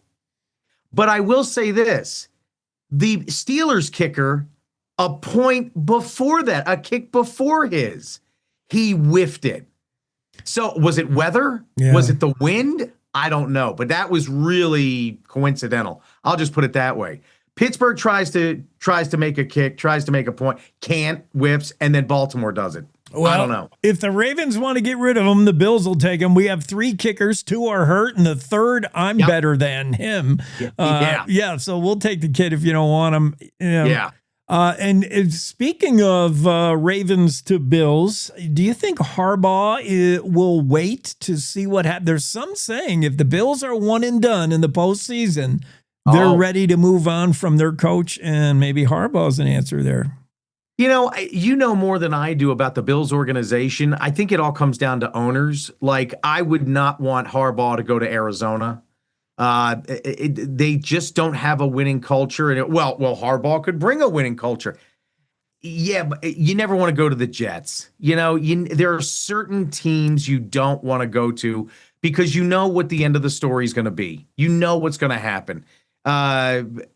So I ask you, do the Bills have a good organization? Do the Bills have good ownership? I mean, they've been a pretty strong team for a number of years, but they've also been down in the dumps. For the early 2000s? I don't know. I would want to make sure if I'm John Harbaugh, I go to maybe the Giants, maybe.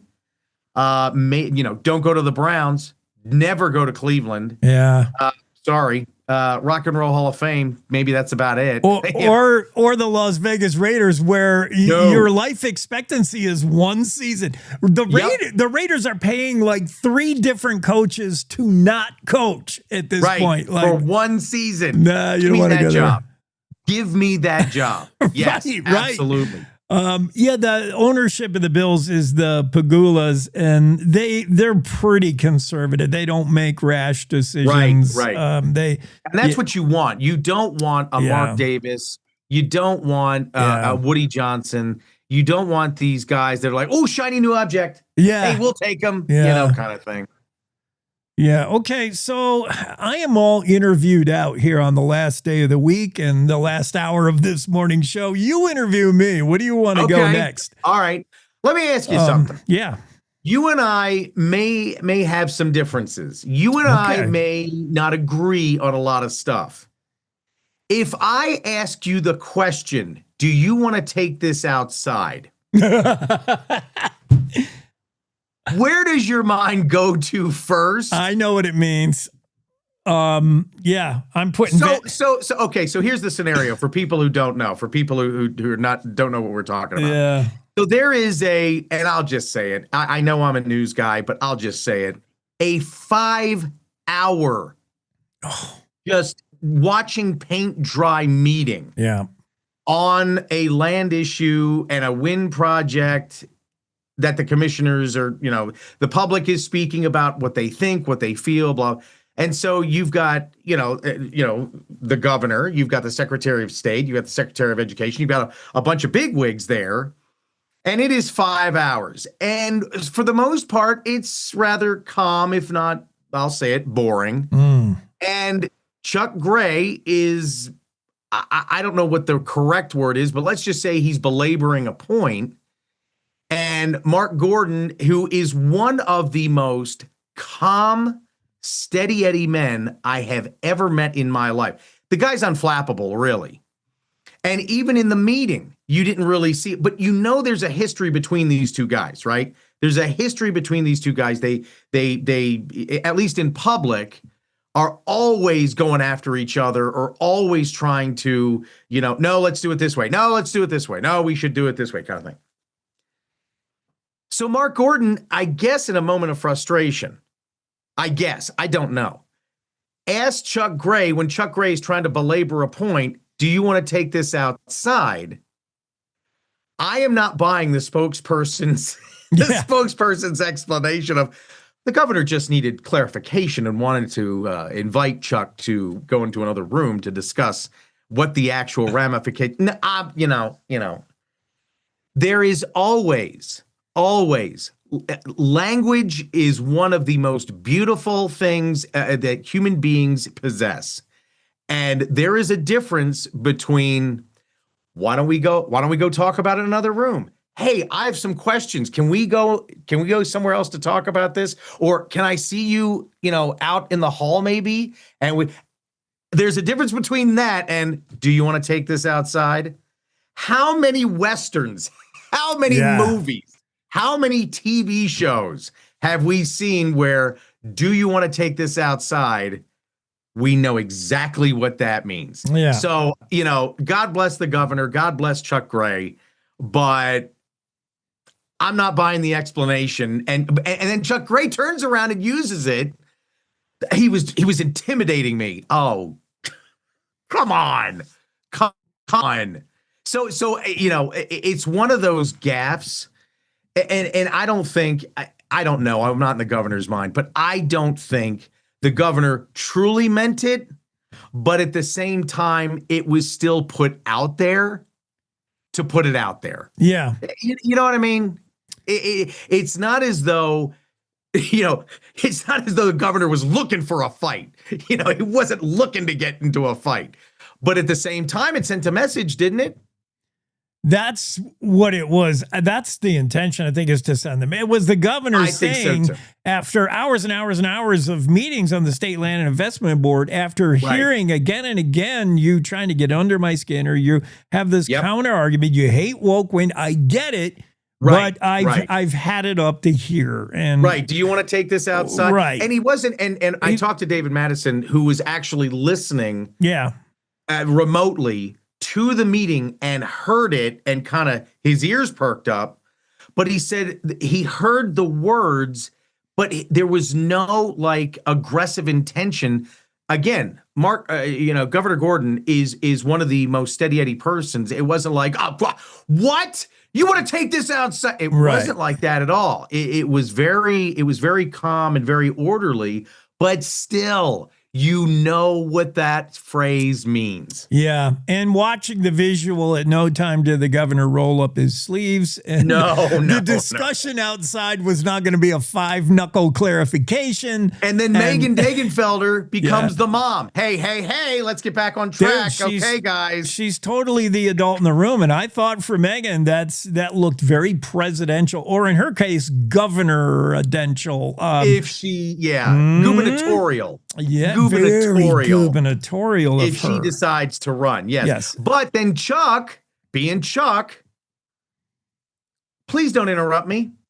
I still want the show. I still want the attention. That meeting defined by me earlier, and it did get a laugh out of the governor, was WWE. For Chuck, that means woke wind energy, and for the governor, it might have meant WWE, like World Wrestling Entertainment. It was interesting. It was some much needed fireworks at the 5:36 point of that meeting. 5 hours, 36 minutes, or 5:26 or something. I'm like, So this is a little insight into my world. So I'm in radio for like 3 months, and I don't know how to do anything. I didn't go to school for this, and I'm sure people are not surprised by that. What do you mean? I did not go to school for radio. I didn't go to school for broadcasting. But the radio station I was working for sent me to a city council meeting. 3.5 hours later, I said, and I mean, should we take the parking space and make it handicap, or should we move it down the street? I was in tears. It was so dreadfully boring. So I can understand, especially the governor. I mean, the governor has to do this all the time, sitting through these, and I'm not saying that it's not important. It is. People should have a voice. I get it. And David Madison said the crowd, the people there were very well informed. They made salient points. They were really, really passionate. But 5.5 hours? When I used to have Arizona Cardinals season tickets, that was a 6-hour part of your day to drive to the stadium, to get into the stadium, to watch the game, and then go home. 6 hours. It's a lot. It's a lot. So I get it. I get the frustration. Baseball before the pitch clock. Maybe they need a pitch clock at these government meetings. Like, okay. They do. And I would love to see the old Saturday Night Live skit combined with the McLaughlin group, with John McLaughlin. Well, I don't think win should be our okay, next. Right. Okay. Okay. I'm sorry. Wrong. Next. Let's move it along, people. I don't need to hear you drone on for 10 minutes. Right. And I know the governor is the chair, but they need to give a third party the gavel, and he can just, there you go. We've heard enough of this. All right. Next. There you go. Right. I know. Or just some kind of like, okay, that's time, kind of like an award show. Play him out with music. Like, give him a 30-second warning and then play him off with And very often, Robert's Rules of Order that governs what should go, it's the Bible on meetings, would suggest that agenda items have time limits and stick to them. No one ever does. Right. Like, we're going to discuss this for 20 minutes, and then meanwhile, you're in hour 4 of whatever it is, and you're like, we already overshot that. And I don't know about you and your prostate health, but I got to tell you, I can't go 5.5 hours as an old man anymore and not go, I have to go. Literally and figuratively, I have to go. No breaks. No, I would at least want some catering. I would at least want a cart, like, those bar carts on the golf course. Could we take a break and get a pack of peanuts, please? And oh, my. Journalist Murphy Law would suggest that the minute you went out to the bathroom, that's when the brawl would have started. You'd be like, dang, I sat through 5 minutes. All right. Well, I got Casey Anderson. He wants to come in. He set up those cameras in the bear den. We're going to talk about that. This story is great. He sets up cameras and life takes over, and he forgets about them for 10 years, and they still work. They still work. I know. It's amazing. I don't know how he remembered where he put them, but he did. Exactly. He went back a decade later. He found them. Exactly. The SD card. Whoever. I mean, that sounds like if I'm the manufacturer of those SD cards. There's my next commercial. I'm building a marketing. I said the same thing, right? I literally said the same thing to my wife. I'm like, if I manufacture that camera or those, because one bear mauled the camera, but the SD card still worked, still going, and still was intact. So if I'm the camera or the SD card manufacturer, dude, Casey's my new spokesman. This is a no-brainer. Drive to Casey's house and formulate your next commercial, man. Absolutely. All right. Have a great weekend, Mac. Yeah, you too. We'll talk football on Monday. A lot of good games. Yes. Go Bills. Cowboy State Daily Show continues. We'll get Casey Anderson on here next after this. Welcome to The Jake Show on Cowboy State Daily, Wyoming's daily dose of raw, unfiltered, and occasionally uncomfortable truth. I don't do talking points. I do reality. No spin, no fluff, just Jake. Local issues, national nonsense, and zero BS. It's truth, sarcasm, and grit, shaken, not stirred. I just call it like I see it, and I see a lot of Let's just say I see a lot. From the capital to the county fair, if it matters to Wyoming, Jake's got something to say, and he's not asking permission. The West was built by people who weren't afraid to speak up. I'm just keeping the tradition alive. The Jake Show, weekdays on CowboyStateDaily.com and wherever you get your dose of reality. Not for the easily rattled, perfect for everyone else. This is the Cowboy State Daily Radio Network. Nestled between Casper Mountain and the North Platte River, you'll find the heart of Wyoming. With a bustling downtown centered around our outdoor haven, Casper is for adventurers, freedom seekers, and rule breakers who find beauty off the beaten path. So if touchable history, a vibrant community, and uninterrupted outdoor recreation define your travel itinerary, allow us to welcome you to the one and only Casper, Wyoming. Plan your trip at visitcasper.com. All right, look at you taking the stairs. Who are you? We're your lungs.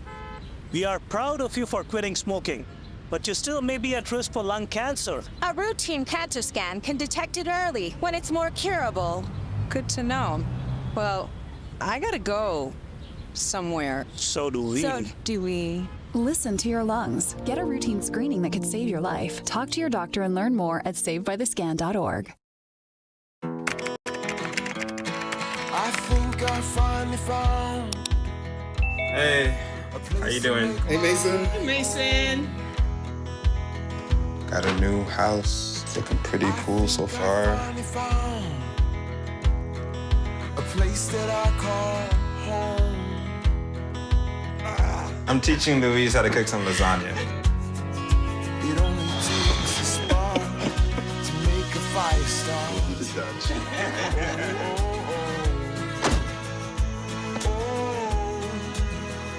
Thank you. Study, please.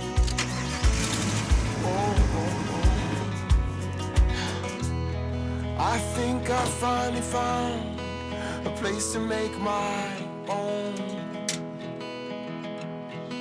A place that I call home. This place that I call home.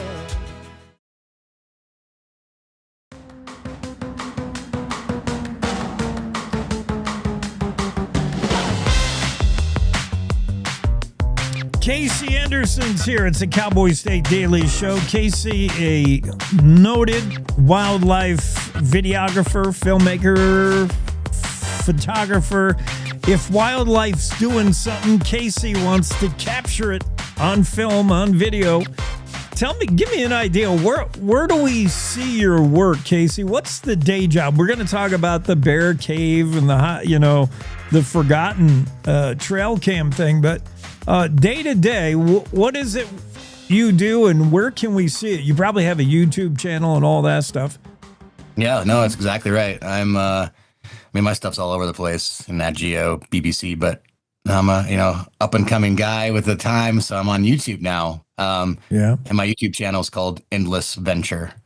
And so everything I'm doing now basically is going right out to YouTube. It's been awesome.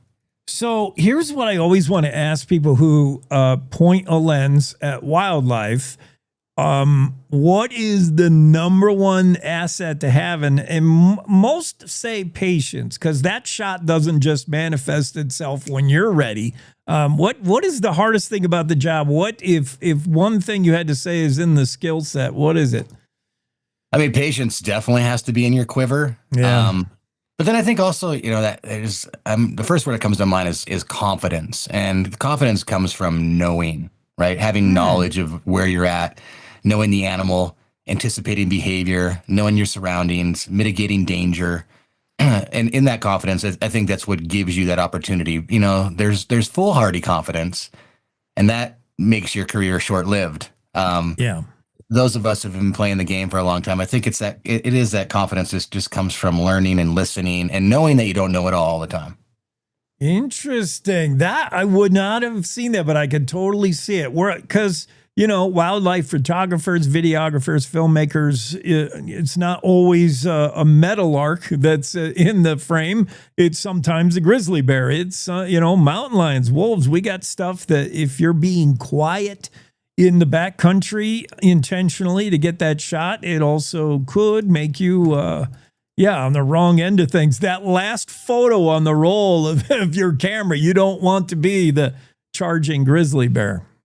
That's exactly right. And I think that it is always paying attention, having your head on a swivel. Ultimately, it's a dangerous place. The wild always trying to kill you at some level. It really is. And you just got to think about it. Where are you based? Is everything you do in Wyoming? Do you get to Montana? Do you get to places worldwide? Where do you do your thing? I live in Montana, just barely. I'm just on the edge of the 307.